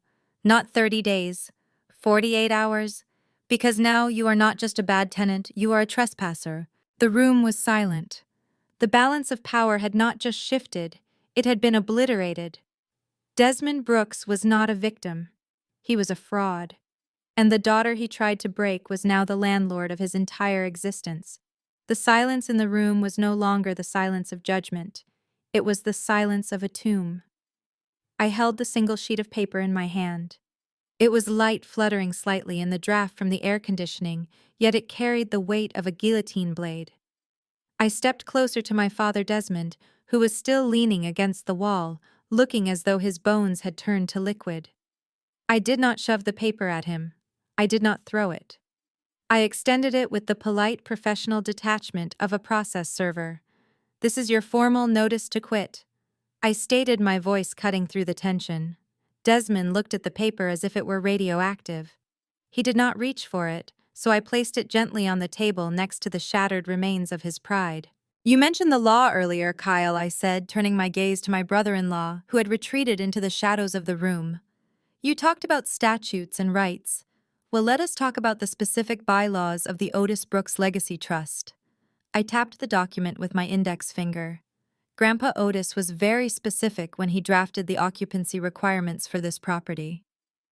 Section 4, Paragraph B. The Morality Clause. It states that any beneficiary or occupant of the trust's assets must demonstrate, and I quote, a standard of care and moral fortitude consistent with the values of the family. I looked back at my mother, Wanda, who was weeping into her hands. Abandoning a family member during a medical emergency is listed as a breach of that clause. Financial exploitation of a senior citizen is listed as a breach. Public defamation of a family member is listed as a breach. I took a step back, addressing the entire room, ensuring every aunt, uncle, and deacon heard the verdict. You are not being evicted because you are poor.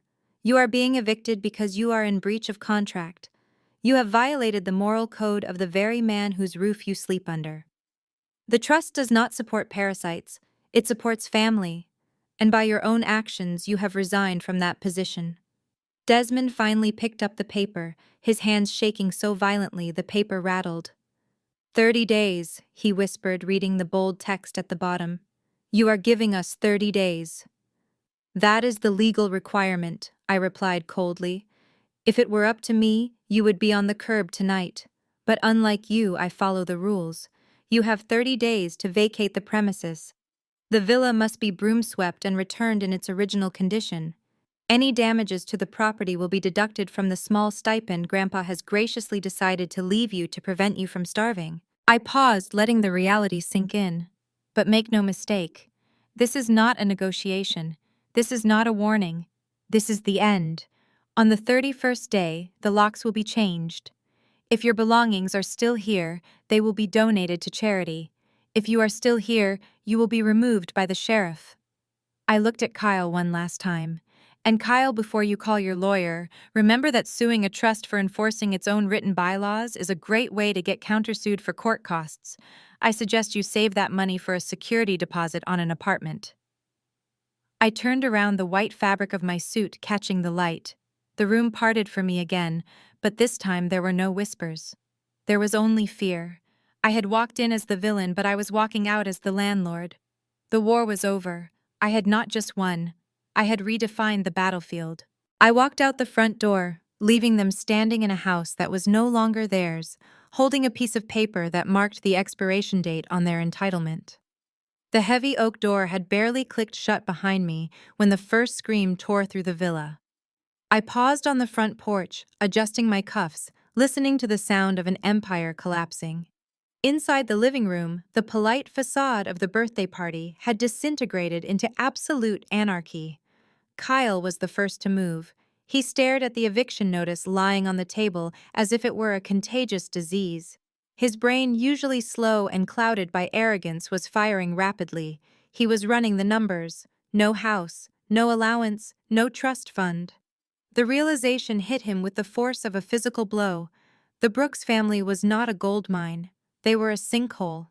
Jasmine, blind to the predator standing next to her, reached out for comfort. She grabbed Kyle's arm, her mascara running down her cheeks. "Kyle, baby!" She sobbed, her voice high and shrill. "What are we going to do? We have to fix this. You have to call your lawyer friend again." Kyle reacted by violently jerking his arm away, sending Jasmine stumbling back into the edge of the dining table. The sound of her hip hitting the wood echoed in the stunned silence. "Do not touch me!" Kyle roared, his face twisted into a mask of pure disgust. "There is no lawyer, you idiot! There is no case! Did you not hear your grandfather? He owns everything. You own nothing." Jasmine looked at him, confused, her hand trembling as she reached for him again.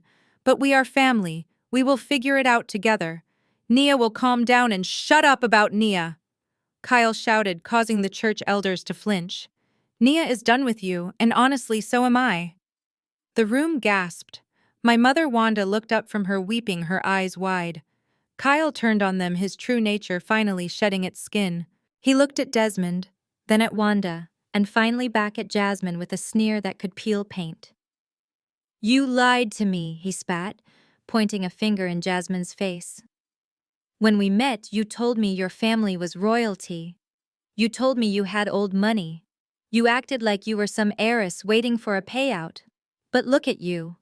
You are just a broke girl in a rented dress living in a house your grandfather let you borrow out of pity." "Kyle, stop!"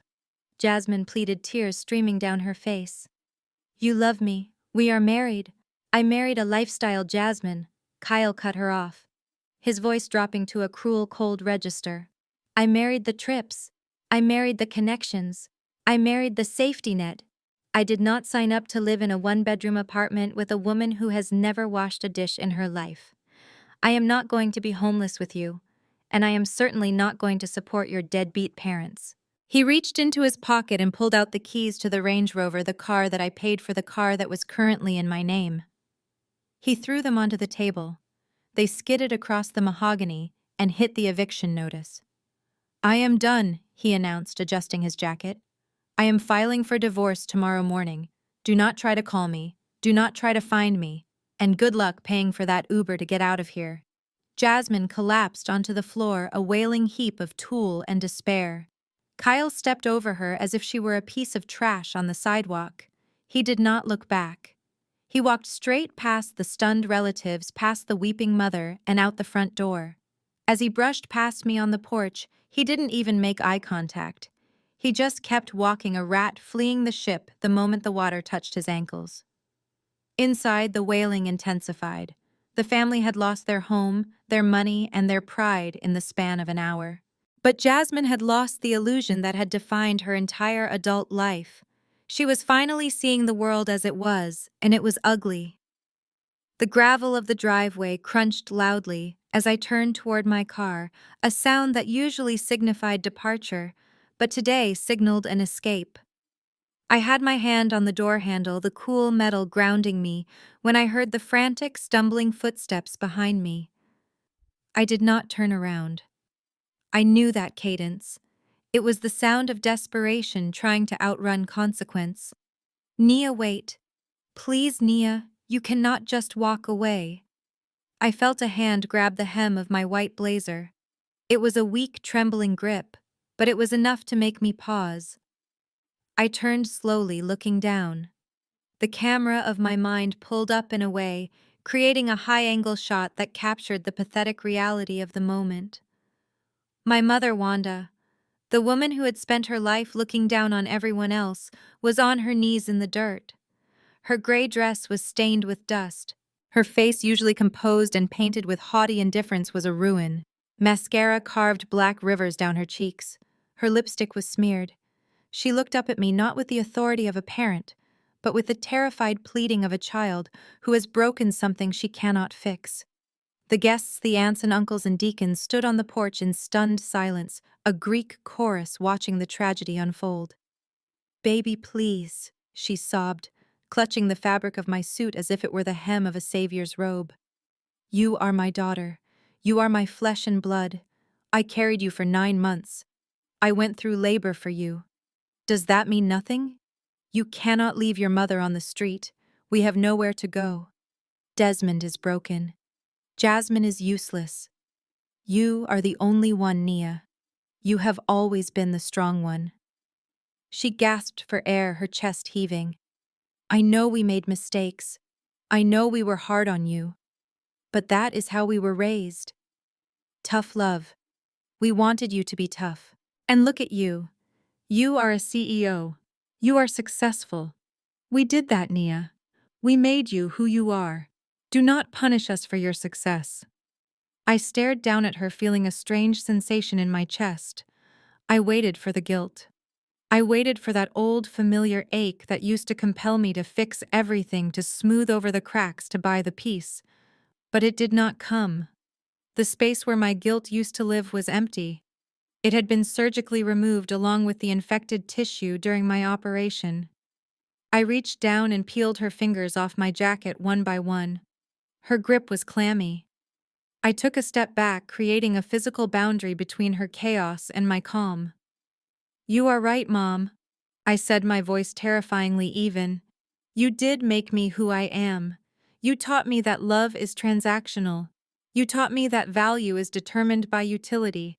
And you taught me that when something is broken beyond repair, you discard it." Wanda shook her head, fresh tears spilling over. "No, that is not true. We love you. We have always loved you." I laughed, a dry, sharp sound that made her flinch. "Love you do not know the meaning of the word. Love is sitting by a hospital bed. Love is answering the phone at 2 in the morning. Love is choosing your child over a concert ticket." Her eyes widened. She tried to stammer a defense, but I cut her off. "I remember the call, Mom. I remember calling you from the ambulance. I remember the pain tearing me apart. And I remember exactly what you said to the nurse when she called you for consent to operate because I was unconscious." I leaned down, bringing my face close to hers, forcing her to look into the eyes of the daughter she had killed. "The nurse told you I might die. She told you it was critical. And do you remember what you said? You were angry. You were annoyed that the call interrupted your favorite song. You covered the phone, but you did not cover it well enough. Wanda's face went pale. She remembered. I saw it in her eyes. The memory hit her like a physical slap. You said, "Do not disturb my joy." The words hung in the air between us, heavy and toxic. You told the woman holding your daughter's life in her hands that I was an inconvenience to your happiness. You chose the music. You chose the moment. You chose your joy over my breath. I stood up straight, towering over her, casting a long shadow that engulfed her kneeling form. Well, Mother, I learned from the best. I have finally found my peace. I have found my sanity. I have built a life that does not include being your doormat. And now, seeing you here, seeing the consequences of your own greed, finally catch up to you, I feel a sense of relief I cannot even describe. I opened the car door and slid into the leather seat. I rolled down the window just as she lunged forward again. "So I am going to ask you to do one last thing for me," I said, staring at her through the glass. Wanda looked up, hope flickering in her eyes for a brief delusional second. "Anything, Nia. Anything." I put on my sunglasses, blocking her out. "Get off my driveway, and do not disturb my joy." I started the engine. The roar of the motor drowned out her wailing. I did not look in the rearview mirror as I pulled away. I did not need to see them shrinking in the distance. They were already gone. I drove toward the city, toward the skyline, toward a future that was entirely beautifully mine. The 30th day arrived with a cruel punctuality. The sun hung high and bright over Oak Street, acting less like a source of warmth and more like an interrogation lamp exposing every flaw in the picture below. From the vantage point of the security cameras I had installed years ago, I watched the final act of the tragedy play out. There were no movers. There was no white glove service. There was just a rusted rental truck parked crookedly in the driveway, an ugly orange blemish against the manicured landscaping they could no longer claim. The camera shook slightly, mimicking the handheld instability of their lives as Desmond stepped out of the front door.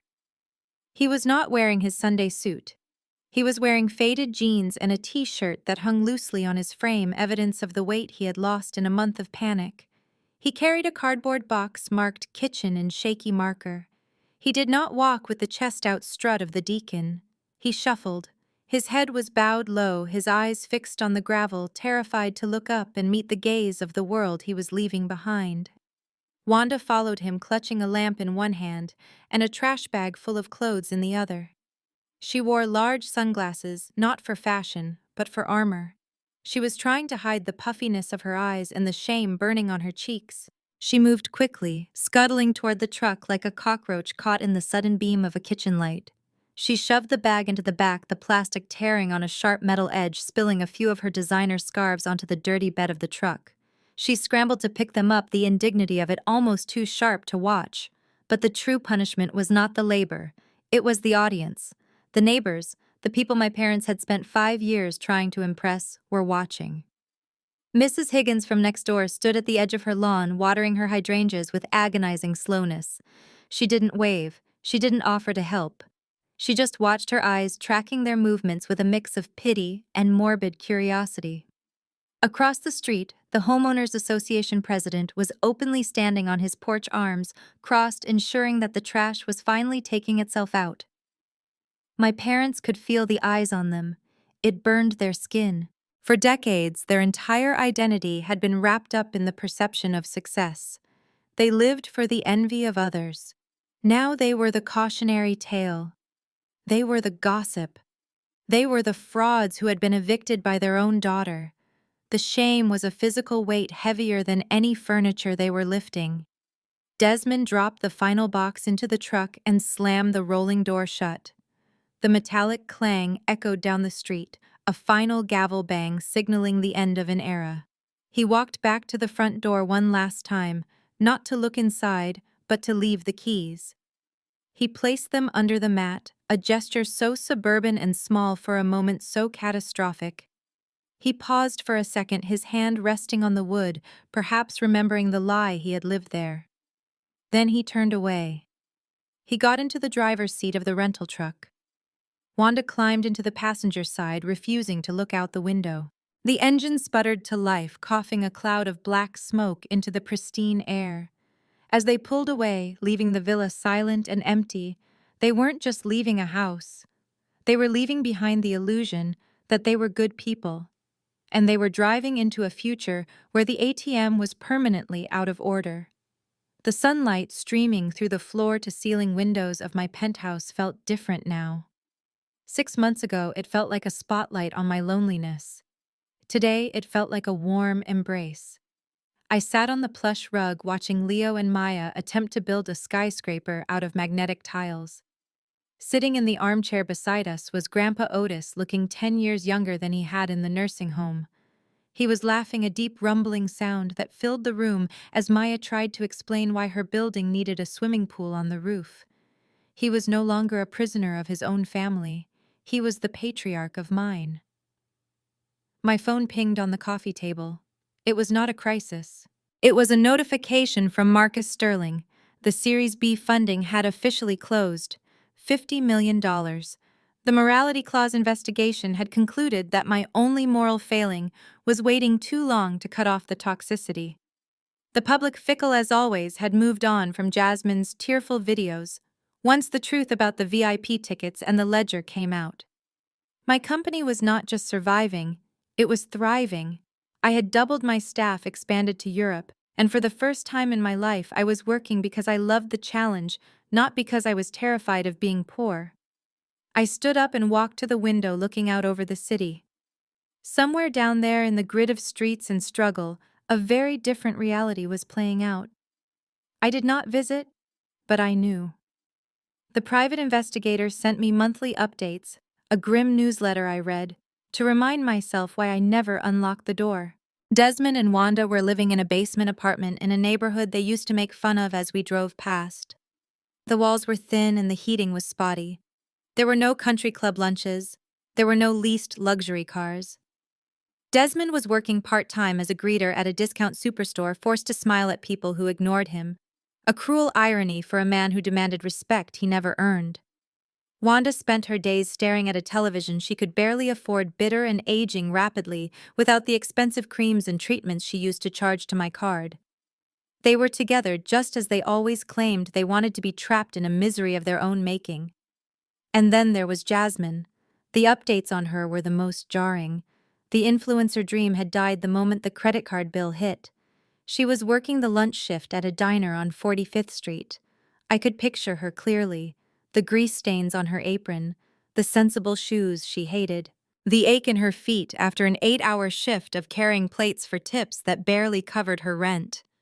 She was finally learning the value of $1, a lesson I had tried to teach her with words, but that life was now teaching her with blisters. I turned back to the room. Otis caught my eye and winked. The twins knocked over their tower and shrieked with joy. This was my life now. It was small. It was quiet. It was authentic. I had lost a family of parasites, but I had gained a home. I took a deep breath, filling my lungs with the clean, cool air of freedom. The ledger was closed, the debt was paid. And for the first time in 26 years, the balance was finally in my favor. The sun began to dip below the horizon, painting the Chicago skyline in hues of bruised purple and burning gold. I pressed my hand against the cool glass of the balcony door, feeling the vibration of the city humming beneath my feet. From this height, the cars were just streams of light, and the people were invisible specks of dust. It was a perspective that I had finally applied to my own life. The noise, the chaos, the demands that once drowned me were now so small they could not touch me. For 30 years, I believed that family was a life sentence. I thought that sharing a last name meant sharing a burden. I thought that DNA was a binding contract that required me to set myself on fire just to keep them warm. I had equated martyrdom with daughterhood. I believed that saying no was a sin, and that boundaries were a betrayal. It took a scar across my abdomen and a near-death experience to learn the most important lesson of my existence. Blood is an accident of biology. It is a random roll of the genetic dice that connects you to people you did not choose. But family, real family, that is not accidental. That is a deliberate daily choice. Family is not the people who cut you open to see what they can take. Family is the people who stitch you back together when you are falling apart. I turned slightly, catching my reflection in the window. I did not see the tired, desperate girl who used to write checks to buy affection. I saw a woman who had survived her own upbringing. I saw a mother who had broken the cycle so her children would never have to. Leo and Maya would never know the feeling of being an ATM. They would never know the anxiety of a conditional love that vanished the moment the money ran out. They would grow up knowing that their worth was inherent, not transactional. Grandpa Otis laughed in the background, a sound that anchored me to the present. He was my blood, yes. But more importantly, he was my friend. He was my ally. We had chosen each other in the trenches. The camera of my life began to pull back, widening the frame. I became smaller, merging with the architecture of the city I had conquered. The lights of the skyscrapers flickered on one by one, a constellation of human endeavor against the darkening sky. I was no longer defined by the people who had abandoned me. I was defined by the peace I had fought to secure. Some might call me cold for walking away. Some might call me heartless for closing the vault. Let them talk. I knew the truth. I had not abandoned my family. I had simply evicted the strangers who were squatting in my heart. The eviction was finalized. The locks were changed. And as I looked out at the infinite horizon, I realized that for the first time in my life, the house was clean. Blood makes you related. Loyalty makes you family. And I had finally chosen mine. Nia's story serves as a brutal but necessary reminder that shared DNA is not a license for exploitation. We are often conditioned to believe that we must endure abuse simply because it comes from family, but true loyalty is a two-way street. Relationships should be built on mutual respect, not financial dependency or emotional manipulation. Nia teaches us that setting boundaries is not an act of betrayal, but an act of self-preservation. You cannot heal in the same environment that broke you. Sometimes the bravest thing you can do is change the locks on your heart and walk away. If you agree that peace is more important than toxic tradition, share this story with someone who needs to hear it today.